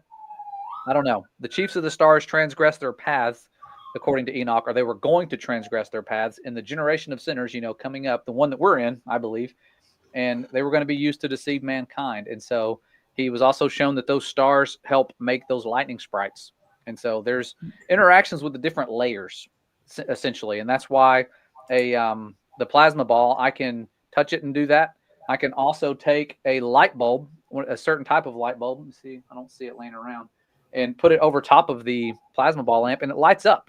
Even though glass is an insulator, it lights up. There's energy that you can see from these things. And I think Nikola Tesla was the inventor of the plasma ball lamp type of device. So yeah, lightning sprites, they help reveal the firmament, and you can look into that. I mean, you can test it out, see that that's a similar effect, and you can only do it with a barrier. You get rid of the barrier, no more lightning sprite phenomenon witnessed inside the plasma ball lamp. So actually, the Apocalypse of Abraham, I think it's where is it? I just lost it.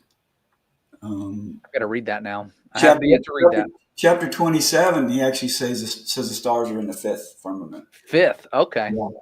See, Yeah. I guess was wrong if that's right. And the fourth one has angels constantly singing hymns to the Father. Wow. It's amazing, when you see this stuff. It's like, Yeah, wow. it reminds me of the rainbow. Those 7 colors, 7 layers, 7 days, Yeah. 7 millennial days. All this stuff. I mean, it's beautiful. It's mathematical. It shows you our Father's mark. You Yeah. know, And the then when you 7. see, I mean, the third heaven is talked a lot of in Revelation, First Hmm. Corinthians, Paul talks about it.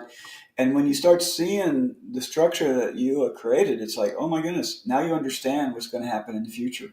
Yeah, and they knew about it. That's what's cool to me is like when they said second heaven, third heaven, they weren't like, oh, let me give you some background information. They knew their audience already knew what that Yeah. meant. Yeah. When we talk about it, it's like, well, you probably haven't heard about this except for in, the Bible, Right. and they talk about the second, third heaven, but there's possibly more layers. And what does that mean? Right. There's not a third deep space. It's not like, oh, there's deep space, but then there's a second and third deep space. And then there's heaven. You know what I mean? It's like, Oh, wait a minute. There's multiverses too. yeah, With all these, what are they, quantum computers? You heard about that, right? They're making calculations in 5 minutes it would take billions of years for the regular computers to do. And they think it's other multiverses with their computers putting it together. It's like, are you kidding me, man? What are they yeah, smoking? What in the world? yeah. He stretched the heavens as a tent. Yeah. Yep, that's right. Amen. Like a tent for the sun to Amen. dwell in, not for us to go around. And we'd be outside that tent if we were revolving around the sun. The sun's in the Yeah, tent. We're yeah, outside the tent floating around. Let us back in. it's crazy. How can he be above the earth if the sun's in the tent and Yeah. we're flying around the sun? Doesn't make sense. That's a good one there. I like that. It's the physical realm. Looking at your comment.